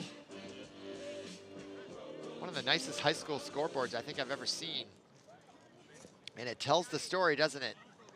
Orioles get off to a 8-0 lead in the first 3. They had a no-hitter going there into the 4th. Then the Kennedy Eagles come back with 4 runs to get within 4, and then they just gave up 3 in the bottom of the 6th. So here we are. Kennedy down to their last 3 outs, and in steps in to hit is number 11. That is John Kern. The shortstop will lead it off for the Eagles, and he looks at ball 1 from Sam Hunt in relief. And the second pitch is ball 2. If you're the St. Louis Park manager, you just want to, with a 7-run lead, you just want your pitcher to throw strikes. Rely on your fielders to make the play, and there he throws a strike. So now it's 2-1 as that ball is fouled back.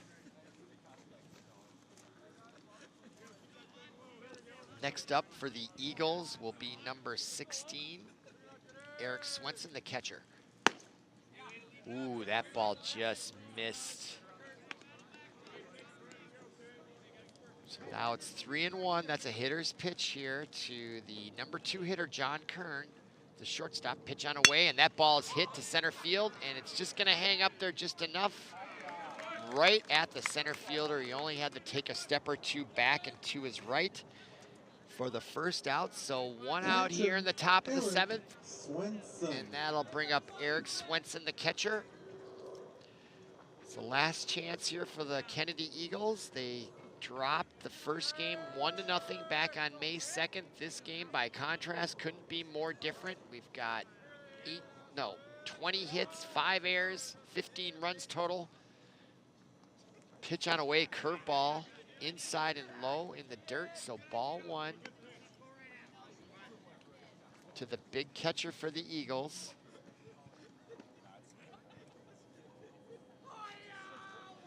Pitch on away, drilled right to the right center fielder, to the right fielder there, base hit.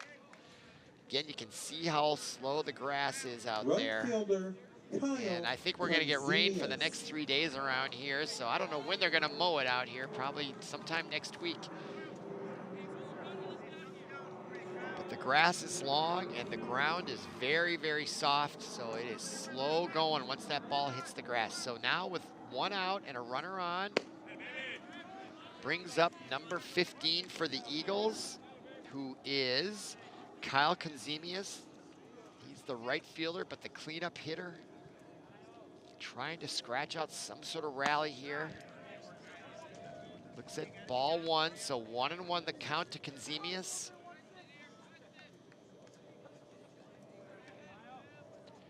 Just a slight breeze out there in center field, going across from left to right. Pitch on away.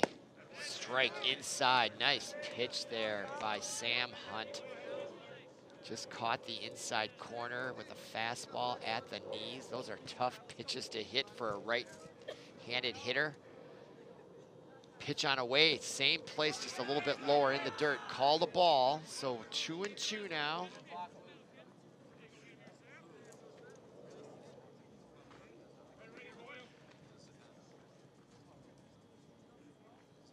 Pitch on away is in the dirt.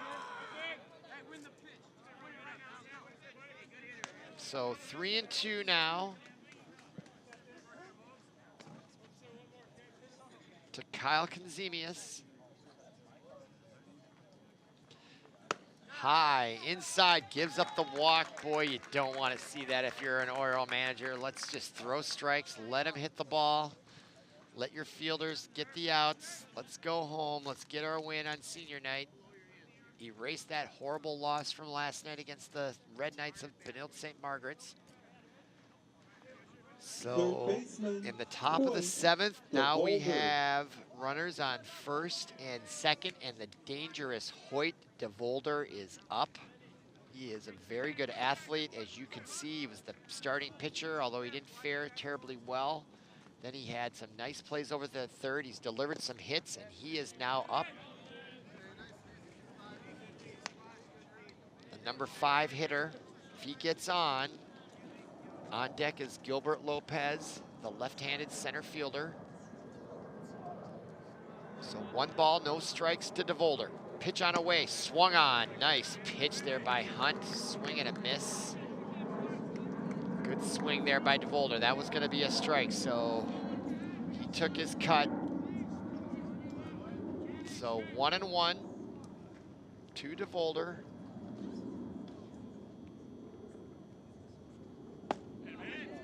Wow, that looked like a good pitch just off the plate.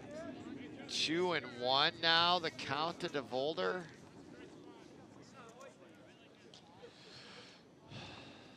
Pitch on away, and the ball gets by. Boy, if the game were 8-4 and the Eagles had not given up any runs, the 3 runs in the bottom of the 6th, it would be 8-4. 2 runners in scoring position, only 1 out, and the tying run on deck. But as it is, that's why those late inning runs were so important for the Orioles. So 3-1 delivery, and that ball swung on, and it could be trouble. Is it gonna get down? And it does. The Texas blooper gets down in right field, and that'll score 1 run. So now it's 11-5. As the catcher comes in to score the 5th run, Eric Swenson comes in, and now it's 11-5, and that brings out the manager. They're clearly nervous. They do struggle, at least from last night's experience late in games. So they're going to have, the Eagles are going to have a runner on first and third with just still one out, and bringing up the number 6 hitter. There's the ball, and there was nothing they could do about it. Just a little 9-iron there, right to the, those are tough plays when you're a player. There's nothing you can do. The ball isn't well hit, but it's like a little pitching wedge to the green there into short right center field, just over the first baseman and in between the second baseman and the right fielder. So now we got runners on first and third. I'll be interested to see if they try to steal second and force a throw from the catcher here and get that runner across. They're down by so many runs, I doubt they're gonna try that gimmick, because it isn't like they just need one run to tie it. They need a lot of hits left, and they need 6 more runs just to tie it. So it's still a far cry, but the ball gets away, and that allows the runner to score. And again, the Orioles seem to have a knack to self-destruct, because now it's 11-6. And if you're an Oriole player, you gotta be thinking about what happened last night. And the doubt starts to get into your head. And now it's just a 5-run difference, which is really a lot, but it was 7 just a moment ago. So Lopez takes a big cut there, and it's 1-2 now with just 1 out, and they have a runner in scoring position at second base.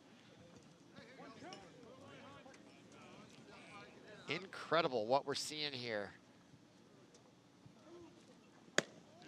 Oh my goodness, that ball looked way outside. I can't believe they called him out there.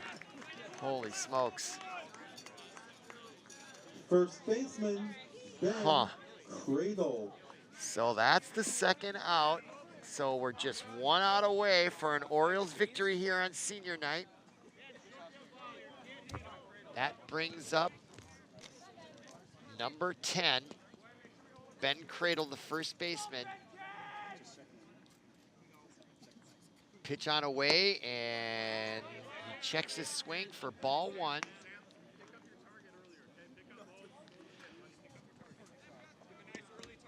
Hoyt DeVolder on second base, 2 outs now after the questionable strikeout there, but that's where it is, and we got another timeout initiated by the umpire again. Not quite sure what that's about. I don't see any distractions in the outfield, no squirrels running around or anything like that. So anyway, we're back underway. Pitch on away. That's a strike. So now it is 1-1 to Cradle. He'd love to cradle one out to left field over the fence. And they'd still be down by 3. And that ball is hit deep. Deep, deep, deep to left center, and that is in the park, but against the wall, and that'll be a stand-up double for Cradle and an RBI, and that brings it to 11-7. So with 2 outs, the Eagles are still alive at 11-7, and boy, the Orioles got to be thinking about what happened last night. It was 8-7 before the bottom of the 6th, and those last 3 runs they got, I told you, were going to be important, and they really are. Look at that. He just missed a home run. Wow, what an effort by the center fielder to try to get to that. Johnny Sorenson. Okay, so that brings up here with 2 outs. Oh, and he hits them, and the Orioles are self-destructing again. That's how they lost last night's game, by hitting the final run in. And now I'm seeing a pattern here with St. Louis Park. They really have a hard time keeping the lead. And in comes the manager, and they're gonna make a move here with 2 outs and a 4-run lead. And who's gonna come in now? Let's see here.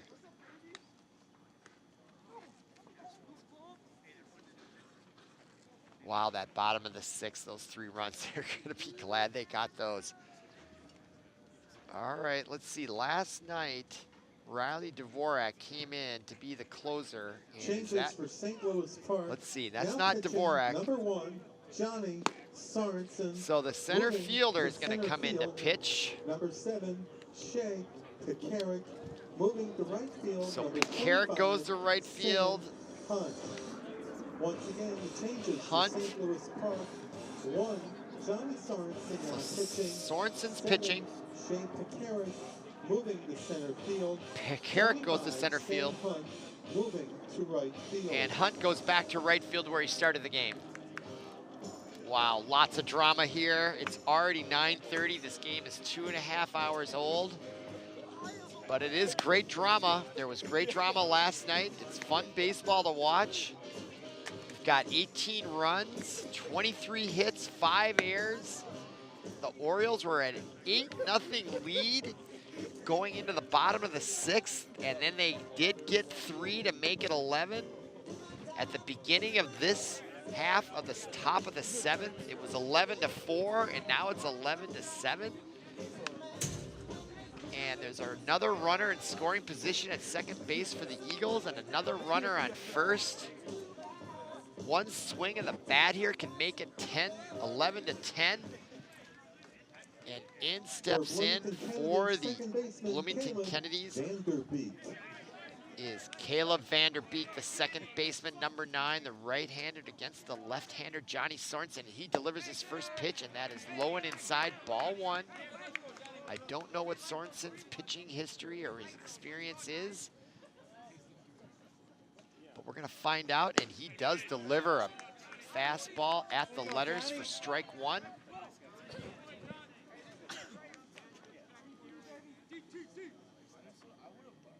Two outs, top of the 7th, down to the last out, and that ball gets by and against the backstop, and that puts 2 runners now in scoring position for the Eagles, and they've got to be feeling it here. So now we got a 2-ball, 1-strike count.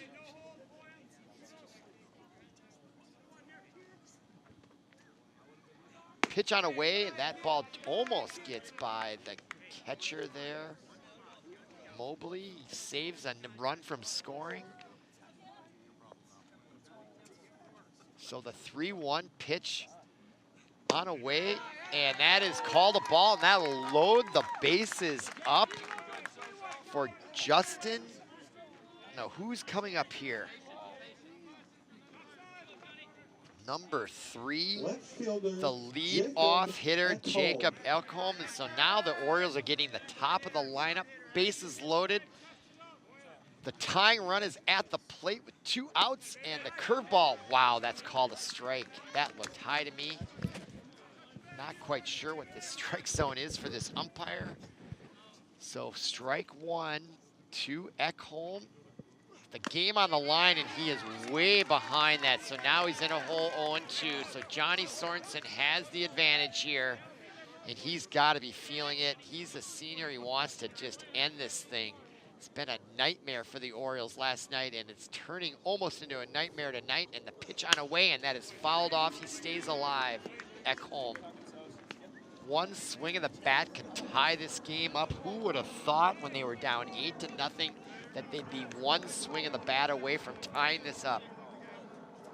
Excellent baseball drama here again tonight in St. Louis Park that ParkTV Sports is bringing to you. And there's a slow grounder to the second baseman. He gets over the first, and that will be your ball game. And the St. Louis Park Orioles breathe a huge sigh of relief, but they get the win at home on senior night. Good for them to avenge that terrible loss last night. And that is your ball game. And that will conclude our broadcast from Derek Keller Field. Thanks for watching. Thanks for listening. We'll see you again. Have a good night. For Paul Broden, our producer, I'm Robert Christensen. Thank you. The final score